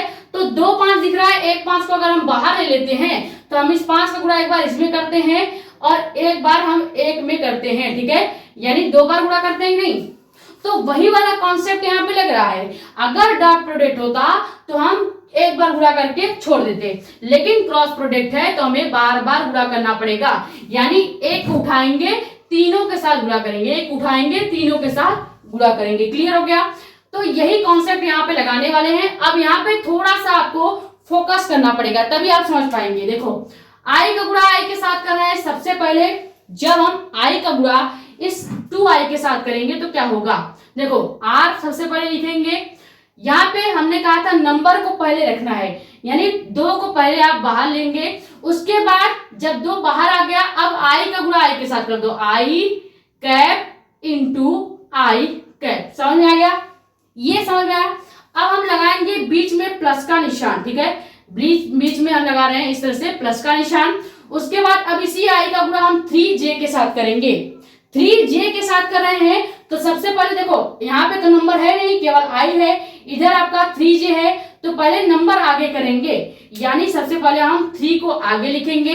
अब हम i का गुणा j में कर रहे हैं तो सबसे पहले हमें लिखना पड़ेगा i कैप, ठीक है, इंटू अब हम लिखेंगे j कैप, ठीक है। फिर से हम बीच में क्या लगाएंगे, आपका प्लस लगा देंगे। अब इसी तरह इसी i का गुणा हम इस k में करेंगे तो क्या हो जाएगा, सबसे पहले 4 को लिखेंगे क्योंकि नंबर एक जगह है, अगर इधर भी नंबर होता तो हम दोनों नंबरों का गुणा करके फिर नंबर को आगे लिखते, ठीक है। जैसे अगर i के पहले 1 या 2 लिखा होता तो 2 अगर लिखा होता 2 का गुणा हम 4 में करते तो 4 दूनी 8 हो जाता, 8 गुणे i पहले लिखते फिर k लिखते। ये समझ में आ रहा? यानी अगर i का गुणा कर रहे हो इस i के साथ j के साथ या k के साथ तो पहले आपको i ही लिखना पड़ेगा। जैसे i का गुणा j के साथ कर रहे हैं तो ऐसा मत कर दीजिएगा पहले j लिख दे फिर i लिख दे, नहीं, पहले आपको i का गुणा कर रहे हैं तो i लिखना पड़ेगा फिर j लिखना पड़ेगा। उसी तरह से अब इस i कैप का गुणा हम 4k के साथ कर रहे हैं तो सबसे पहले हम 4 को आगे लिखेंगे, उसके बाद हम क्या करेंगे, पहले लिखेंगे i cap into k cap. समझ में आया? ये हो गया आपका i का गुणा। अभी हमने केवल एक गुणा किया है, i का गुणा इस वाले 2i के साथ, 3j के साथ और 4k के साथ किया है। ये हो गया i का गुणा कंप्लीट। अब हम करेंगे किसका गुणा, इस j का गुणा एक बार करेंगे 2i के साथ, 3j के साथ और 4k के साथ, ठीक है। तो यहाँ पे लिखते हैं हम प्लस। अब हम इस j का गुणा एक बार कर रहे हैं इसके साथ 2i के साथ, तो जब j का गुणा 2i के साथ करेंगे तो सेम वही चीज चलेगा। आप देखो यहाँ पे 2i इंटू i का था, अब यहाँ पे क्या कर देंगे, हम यहाँ पे करेंगे 2, पहले i के साथ j का गुणा कर रहे हैं, j का गुणा कर रहे हैं ना, तो पहले हम लिखेंगे j कैप, ठीक है, j कैप इंटू में अब हम i के साथ कर रहे हैं तो i लिख देंगे, ठीक है। बीच में लगाएंगे प्लस, प्लस हम रेड से लगाते हैं ताकि इस वाले प्लस में आपको कोई दिक्कत ना हो, ठीक है, प्लस लगा दिया। अब देखो हम j का गुणा रखेंगे 3j के साथ, पहले हमने इस j का गुणा 2i के साथ किया तो 2 सबसे पहले बाहर हो गया, j का गुणा पहले कर रहे थे तो j लिखे हैं, i में कर रहे थे फिर i लिखा है, ठीक है। इसी तरह अब हम अगर इस j का गुणा 3j के साथ करेंगे तो सबसे पहले लिखेंगे क्या, नंबर, सबसे पहले नंबर क्या है 3, उसके बाद हम j का गुणा j में कर रहे हैं तो इस बार हमें j इंटू j कैप लिख देना है, ठीक है। बीच में हम फिर से लगाएंगे प्लस, उसके बाद देखो अब इस j का गुणा 4k में कर रहे हैं तो पहले लिखेंगे 4, अब j का गुणा k में कर रहे हैं तो सबसे पहले j कैप फिर इंटू में k कैप। क्लियर? ये हो गया j का गुणा भी कंप्लीट। इसी तरह से k का गुणा भी करेंगे, बीच में एक बड़ा सा प्लस लगाएंगे। अब देखो k का गुणा करते हैं, k का गुणा जब करेंगे तो देखो k का गुणा पहले i में करेंगे तो 2 पहले बाहर हो जाएगा, k का गुणा कर रहे हैं i में तो पहले k लिखेंगे, i में कर रहे हैं अब इंटू में i लिखेंगे, i कैप, ठीक है। फिर हो गया आपका ये प्लस हमने लगा दिया रेड से, मान लो मैंने ये प्लस लगा दिया। अब इसके बाद हम क्या कर रहे हैं, फिर से इस k का गुणा हम इस j के साथ कर रहे हैं तो 3 पहले आ जाएगा, फिर उसके बाद हम लिखेंगे k, फिर इंटू में आपका आ जाएगा, इस k का गुणा हम j के साथ कर रहे हैं तो लास्ट में आपका j आएगा। उसके बाद फिर आपका ये देखो फिर से हम लगा देंगे एक प्लस, उसके बाद इस k का गुणा 4k के साथ किया जा रहा है तो कुछ नहीं करना है, 4 पहले लिखेंगे फिर k cap into k cap. Clear हुआ कि नहीं? ये चीज पहले बताओ क्लियर हुआ या नहीं? बहुत आसान है, देखो एक बार फिर से समझा देते हैं। जब हम इस i कैप का गुणा 2i कैप से करेंगे तो 2 पहले बाहर आ गया, फिर i इंटू आई हो गया। सेम चीज होगी, i इंटू आई का मान 0 होता है, तो यहां से ये पूरा वैल्यू खत्म, 0 हो जाएगा। हमारे पास i का केवल 2 मान बचा है, एक ये i इंटू जे वाला और एक i इंटू के वाला, ठीक है। इसी तरह देखो यहाँ पे भी है, हमने क्या किया, इस j का गुणा पहले i के साथ किया है, तो पहले j का कर रहे हैं i में, तो पहले j लिखेंगे फिर i लिखेंगे, ये याद रखिएगा। जिसका गुणा जिसके साथ करेंगे पहले उसको लिखेंगे। j का गुणा i में कर रहे हैं, पहले j फिर i। अगर आप i का गुणा में j करते हैं तो पहले i फिर j। ये समझ में आ गया। इसी तरह से हमने तीनों का गुणा कर लिया है। अब एक चीज देखिएगा, जो जो सदिश या एकांक सदिश का मान समान है उसका मान 0 हो जाएगा। जैसे आप देखो 2i cap into i cap है, इसका मान पूरा 0 हो जाएगा, तो ये हमने हटा दिया, ठीक है। उसके बाद ये देखो i cap into j cap है, इसका मान आपका 0 नहीं होगा, इसको रहने देंगे। i cap into k cap है, इसका मान भी 0 नहीं होगा। जे कैप इंटू आई कैप है, इसका मान भी 0 नहीं होगा। अब देखो जे कैप इंटू जे कैप है, दो समान एकांक सदिश आ गए हैं, इसका मान भी 0 हो जाएगा, ये भी आपका पूरा कैंसिल हो गया, 0 हो गया, ठीक है।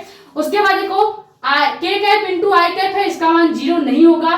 के कैप इंटू के कैप है, इसका के कैप इंटू जे कैप है, इसका मान भी 0 नहीं होगा। लेकिन यहाँ पे देखो 4 के कैप इंटू के कैप है, इसका मान पूरी तरह से 0 हो जाएगा।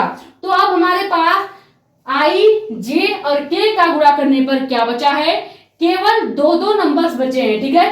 कैसे पहचानेंगे कौन सा आई का पूरा आपका सीक्वेंस है या समीकरण है। देखो अगर आई का समीकरण है तो पहले आपको आई दिखेगा, फिर जे या के ये सब दिखेंगे, ठीक है। जैसे ये आपका जे का समीकरण है तो पहले देखो 2j 3j 4j, फिर उसके बाद आई जे के का उड़ा हुआ है। उसी तरह आप इस तरह से लिख सकते हैं, पहले 2k, फिर उसके बाद 3k, फिर 4k, फिर आई जे के। इस तरह से आप गुणा कर सकते हो, बहुत सरल है, बस एक बार प्रैक्टिस की जरूरत है, ठीक है। अब देखो इसका मान 0 हो गया। अब हमें कुछ नहीं करना है, पहले हम क्या करेंगे, जो जो वैल्यू बचा है वो लिख लेते हैं। आर का मान हमारे पास क्या बच गया है, इस पहले वाले समीकरण यानी आई वाले समीकरण से बचा है क्या, 3i cap into j cap plus 4i cap into k cap, ये बच गया आई वाले समीकरण से, ठीक है। अब हम आते हैं जे वाले समीकरण में। जे वाले समीकरण में ये वाला मान बचा है और लास्ट वाला मान बचा है, यानी 2j cap into i cap और प्लस में आपका आ जाएगा क्या, ये 4j cap into k cap, ठीक है। ये हो गया जे वाला समीकरण। इसी तरह से हम लिखेंगे लास्ट में के वाला समीकरण। के वाले समीकरण में 2 मान बचे हैं, आपका बचा है 2k cap into i cap और प्लस का 3k cap into j cap. ये समझ में आया या नहीं। ये मान 0 हो गया, इसका पहला मान 0 हो गया, इसका जे वाला पूरा मान 0 हो गया क्योंकि जे वाला समीकरण था, इसका के वाला पूरा मान 0 हो गया क्योंकि के वाला समीकरण था, इसका आई इंटू आई वाला मान 0 हो गया। किस समीकरण से, ये वाले फॉर्मूले से, ठीक है, ये वाले फॉर्मूले से। अब ये चीज समझ में आ गया। अब हम आई का गुणा आई में और आपका जे का गुणा जे में कर देते हैं, ठीक है। आई का गुणा आई में कर देंगे, जे का गुणा जे में कर देंगे। अब ध्यान से देखिएगा, अब आपको क्या करना है, ध्यान से देखना है। देखो सबसे पहले हम क्या करेंगे, इसको कन्वर्ट करेंगे इस चक्री वाले फॉर्मूले से, चक्री वाले फॉर्मूले से कन्वर्ट करेंगे और ये और भी छोटा हो जाएगा। देखो अगर कहीं भी 3i इंटू जे लिखा है तो हमने क्या कहा था, i इंटू जे लिखा है, इसका मान हम क्या कर देंगे, इसकी दिशा क्या कर देंगे, के कैप कर देंगे। तो यानी कि यहां हम क्या लिख सकते हैं, 3k कैप लिख सकते हैं, लिख सकते हैं या नहीं, क्योंकि देखो आई कैप इंटू जे कैप है, यानी ये वाला फॉर्मूला आपको दिख रहा है, i cap into j cap, यानी इसका मान हम के कैप लिख सकते हैं, तो के कैप हमने लिख दिया। प्लस हम लिखेंगे 4 पहले लिख देंगे। अब आपको आई इंटू के कैप दिख रहा है, आई इंटू के कैप दिख रहा है, ध्यान से देखिएगा, आई इंटू के कैप, यानी चक्री प्रक्रम का उल्टा हो गया, यानी जे कैप की जगह देखो हमने क्या कहा था, अगर के इंटू आई कैप दिखेगा तो उसकी दिशा हम जे कैप कर देंगे, लेकिन इसका अगर उल्टा कर दें, आई इंटू जे कैप कर देंगे तो इसकी दिशा हम माइनस जे लिख सकते हैं।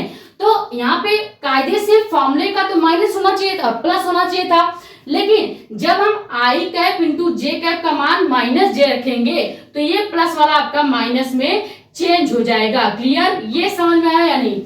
होना तो प्लस चाहिए था, लेकिन यहाँ पे जे कैप का मान माइनस होने के कारण ये वाला प्लस भी माइनस में हो जाएगा और यहाँ पे जे कैप 4 जे कैप आ जाएगा। ठीक है, इसी तरह से same J cap into i cap का मतलब क्या है, अगर आई कैप इंटू जे कैप होता तो हम प्लस का के रखते, लेकिन इसका उल्टा हो गया है, यानी जे कैप इंटू आई कैप हो गया है तो हम माइनस का के रखेंगे। यानी ये जो प्लस का फॉर्मूला है इसको प्लस न रख के हम क्या कर देंगे, इसको भी माइनस कर देंगे और 2 के कैप रख देंगे। ठीक है, 2 के कैप रख देंगे। अब यहां से आपका प्लस ही रहेगा। इतना हमने माइनस इसलिए किया क्योंकि ये वैल्यूज यहाँ पे माइनस वाली आ गई थी। ठीक है, अब देखो कहीं भी 4 J into k cap, J into k cap का मतलब है कि डायरेक्ट प्लस आई आपको रखना है। ठीक है, देखो जे इंटू के कैप का मतलब क्या है, प्लस आई आपको रखना है। तो यहाँ पे हमने 2 के का रख दिया। अब यहाँ पर रखेंगे क्या, 4 आपका हो जाएगा किसमें, ये जे कैप इंटू के कैप है तो इसका जो 4 आई कैप। ठीक है, उसके बाद प्लस रखेंगे।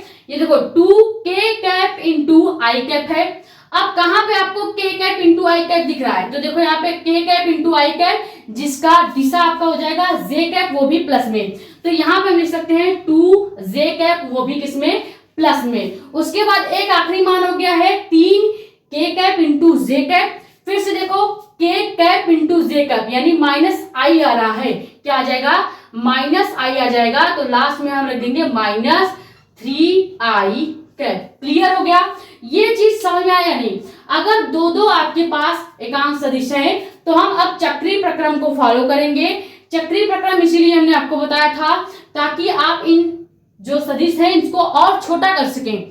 आई कैप जे कैप ये सब है, इसको और छोटा कर सकें तो हमने वही किया है। अगर आई इंटू जे कैप था तो हमने उसका परिणामी सदिश क्या रखा है, परिणामी एकांक सदिश क्या रखा है, के कैप। उसी तरह से आई इंटू के था तो देखो आई, यहाँ पे आई इंटू के था तो माइनस जे था, माइनस जे रख दिया। उसी तरह से जे इंटू आई था तो इसका माइनस का के कैप था, माइनस के कैप रख दिया। जे इंटू के कैप था, इसका प्लस का आई था, प्लस का आई रखा है। के इंटू आई कैप था तो इसका प्लस का जे कैप था, प्लस का जे कैप रखा। के इंटू जे कैप का माइनस का आई कैप था तो माइनस का आई कैप रख दिया। क्लियर, अब आपको कुछ नहीं करना है, इस 3k के साथ इस 2k के घटा देंगे तो पूरा मान क्या आ जाएगा, केवल k आ जाएगा।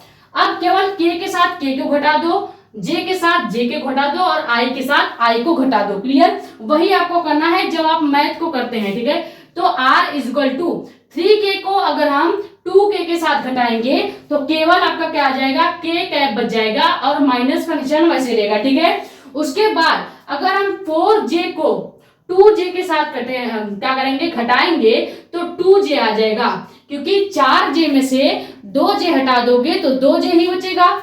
उसके बाद आपका क्या हो जाएगा, आपका प्लस आ जाएगा, फिर आपका i वाला बच जाता है। ये तो k खत्म हो गया पूरी तरह से। 3k में से हमने क्या किया है, 3k में से 2k को घटा दिया है, केवल k आ गया। j में से 2j को घटा दिया है, अब बच गया 4i में से 3k को घटाना। 4i में से 3k को घटाएंगे तो प्लस का i कैप आ जाएगा। इसी को अगर अच्छे से लिखेंगे, यानी हमें किस सीक्वेंस में चाहिए होता है आंसर, i फिर j फिर k के सीक्वेंस में चाहिए। पहले x अक्ष वाला मान चाहिए, फिर y अक्ष वाला, फिर z अक्ष वाला। तो इसी को रिसम्बल करके लिखेंगे तो r इज इक्वल टू आपका क्या आ जाएगा, r इज इक्वल टू आ जाएगा आपका i कैप माइनस के 2j कैप और प्लस का k कैप। ठीक है, यही आपका क्या हो जाएगा, सदिशों का सदिश गुणन। देखो सदिशों के अदिश गुणन में आंसर क्या आया था, 12 जूल। कहीं भी आपको आई कैप जे कैप और के कैप नहीं दिखा था तो वो हमने प्रूव कर दिया सदिशों का अदिश गुणन। अब सदिशों का सदिश गुणन में देखो हमने कहा था आपको 3 आंसर दिखेंगे, आई कैप भी दिखेगा, जे कैप भी दिखेगा और के कैप भी दिखेगा। तो यहाँ पे आपको आई कैप, जे कैप और के कैप तीनों दिख रहे हैं। इसका मतलब ये प्रूफ हो गया कि सदिशों का अदिश गुणन हमारा सही है। ठीक है, और ये आपको कुछ फॉर्मूले याद रखने हैं सदिशों के सदिश गुणन का, सदिशों के सदिश गुणन का, जो कि क्या है, पहला आपका 0 मान, दूसरा 1 मान, और ये चक्रीय फॉर्मूला जरूर याद रखिएगा। चक्रीय फॉर्मूला अगर आपको याद रहेगा तो इस तरह के ढेरों न्यूमेरिकल आप यू सॉल्व कर लोगे। ठीक है, ढेरों न्यूमेरिकल आप बड़े आराम से कर सकते हैं। बस आपको ये कुछ फॉर्मूले, कुछ जो फॉर्मूलेज है वो एकदम रट्टाफिकेशन टाइप याद होना चाहिए। ठीक है, ये आप स्क्रीनशॉट कर लीजिए, एक पॉइंट आपको लिखाएंगे और एक सवाल आपसे कराएंगे, उसके बाद वीडियो को फिनिश करेंगे, ठीक है। फिर आज का लेक्चर हमारा कंप्लीट हो जाएगा।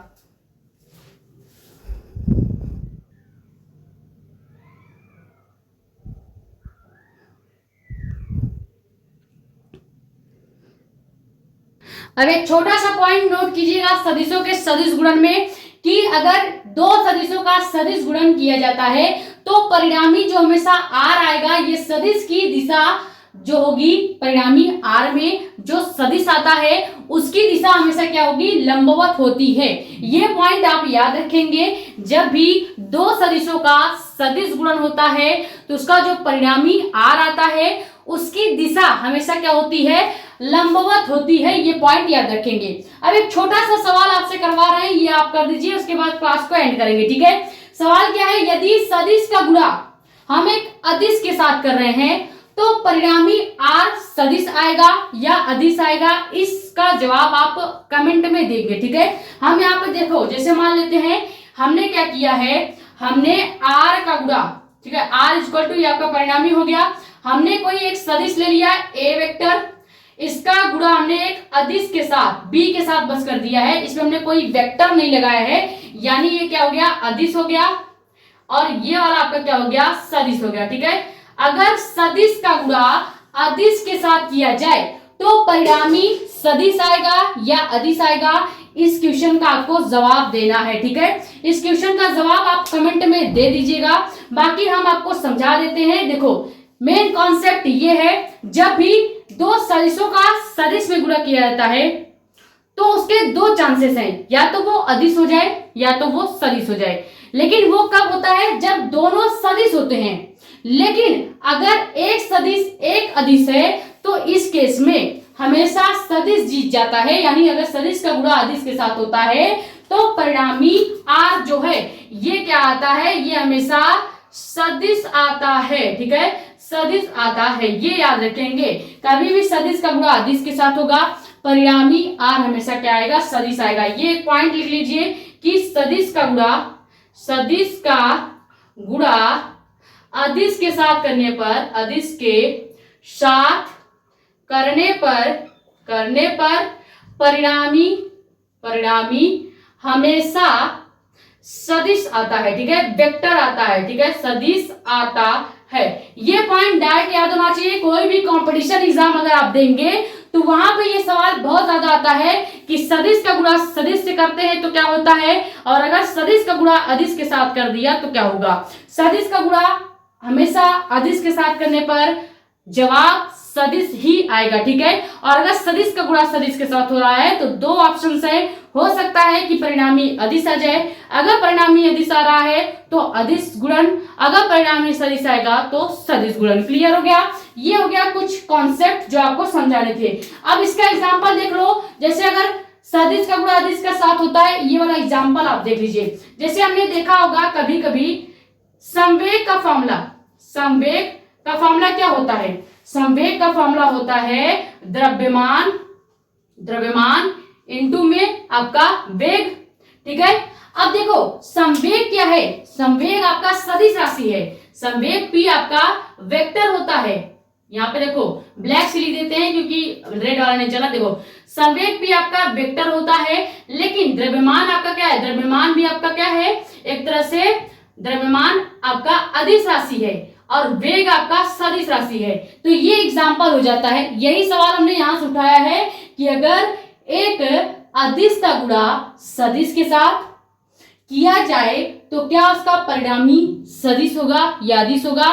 तो जवाब आपको मिल गया होगा, अदिश का गुणा सदिश के साथ करने पर परिणामी संवेग जो आया है वो क्या है, सदिश है। एक एग्जाम्पल और देख लो, ठीक है। ये एग्जाम्पल्स बहुत ज्यादा जरूरी है आपको समझना, ठीक है। एग्जाम्पल सेकंड क्या है कि बल का फॉर्मूला क्या होता है, F इक्वल टू द्रव्यमान गुणे त्वरण, यही होता है। द्रव्यमान आपका क्या होता है m, और m आपका क्या होता है, हमेशा एक अदिश राशि होती है। त्वरण आपका क्या होता है, एक सदिश राशि होती है, ठीक है। तो त्वरण सदिश का गुणा हमने द्रव्यमान अदिश के साथ किया है, परिणामी f भी आपका क्या आ जाएगा, सदिश आ जाएगा। क्लियर। तो ये चीज क्लियर हुआ या नहीं किसी भी अदिश का गुणा सदिश से करने पर परिणामी भी सदिश आता है। क्लियर? एफ के ऊपर तीर दिखा है यानी कि एफ आपका सदिश है, पी के ऊपर तीर दिखा है यानी पी भी आपका सदिश है। ये चीज क्लियर हो गया होगा। तो ये इतना ही कॉन्सेप्ट हमने आपको सिखाया है। सदिशों का दिशा कैसे निकाला जाता है पहले ये सिखाया, फिर सिखाया आपको सदिशों का अदिश गुणन कैसे होता है डिटेल में। उसके बाद फिर हमने देखा सदिशों का सदिश गुणन कैसे होता है, ये भी डिटेल में देख लिया।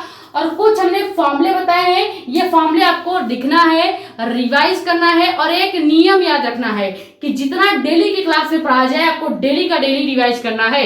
जैसे सदिशों का सदिश गुणन आपको समझ में नहीं आया होगा, हमें पता है, आपके दिमाग के ऊपर से गया होगा, लेकिन आपको क्या करना है, सदिशों के सदिश गुणन का जो हमने ये फॉर्मूले बताए हैं और इस पे सवाल बताए हैं, ये आपको एक दो बार खुद से प्रैक्टिस करना है, या फिर जहां आप फंस रहे हो लेक्चर को पीछे करके देख लीजिएगा, आपको क्लियर हो जाएगा। ठीक है, दो तीन बार अगर लेक्चर को देख लेंगे तो आपको पूरी तरह से अच्छे से समझ में आ जाएगा।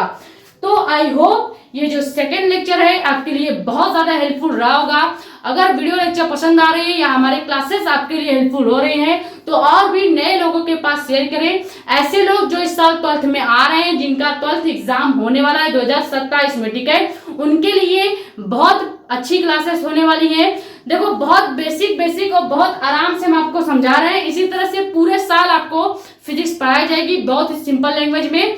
तो ज्यादा से ज्यादा नए लोगों तक ये शेयर करें, और अगर आप खुद नए हैं तो पहले चैनल को सब्सक्राइब कर लें, ज्यादा से ज्यादा वीडियो को लाइक एंड शेयर कर दें। अपने कमेंट्स या डाउट आप यहाँ पे, या हमारा इंस्टाग्राम आईडी भी है मेडिको एस्पायरेंट साक्षी मिश्रा के नाम से, वहां पे भी अपने डाउट्स पूछ सकते हैं। ठीक है, मिलते हैं थर्ड लेक्चर में। Thank you so much. इसको स्क्रीनशॉट कर लीजिए।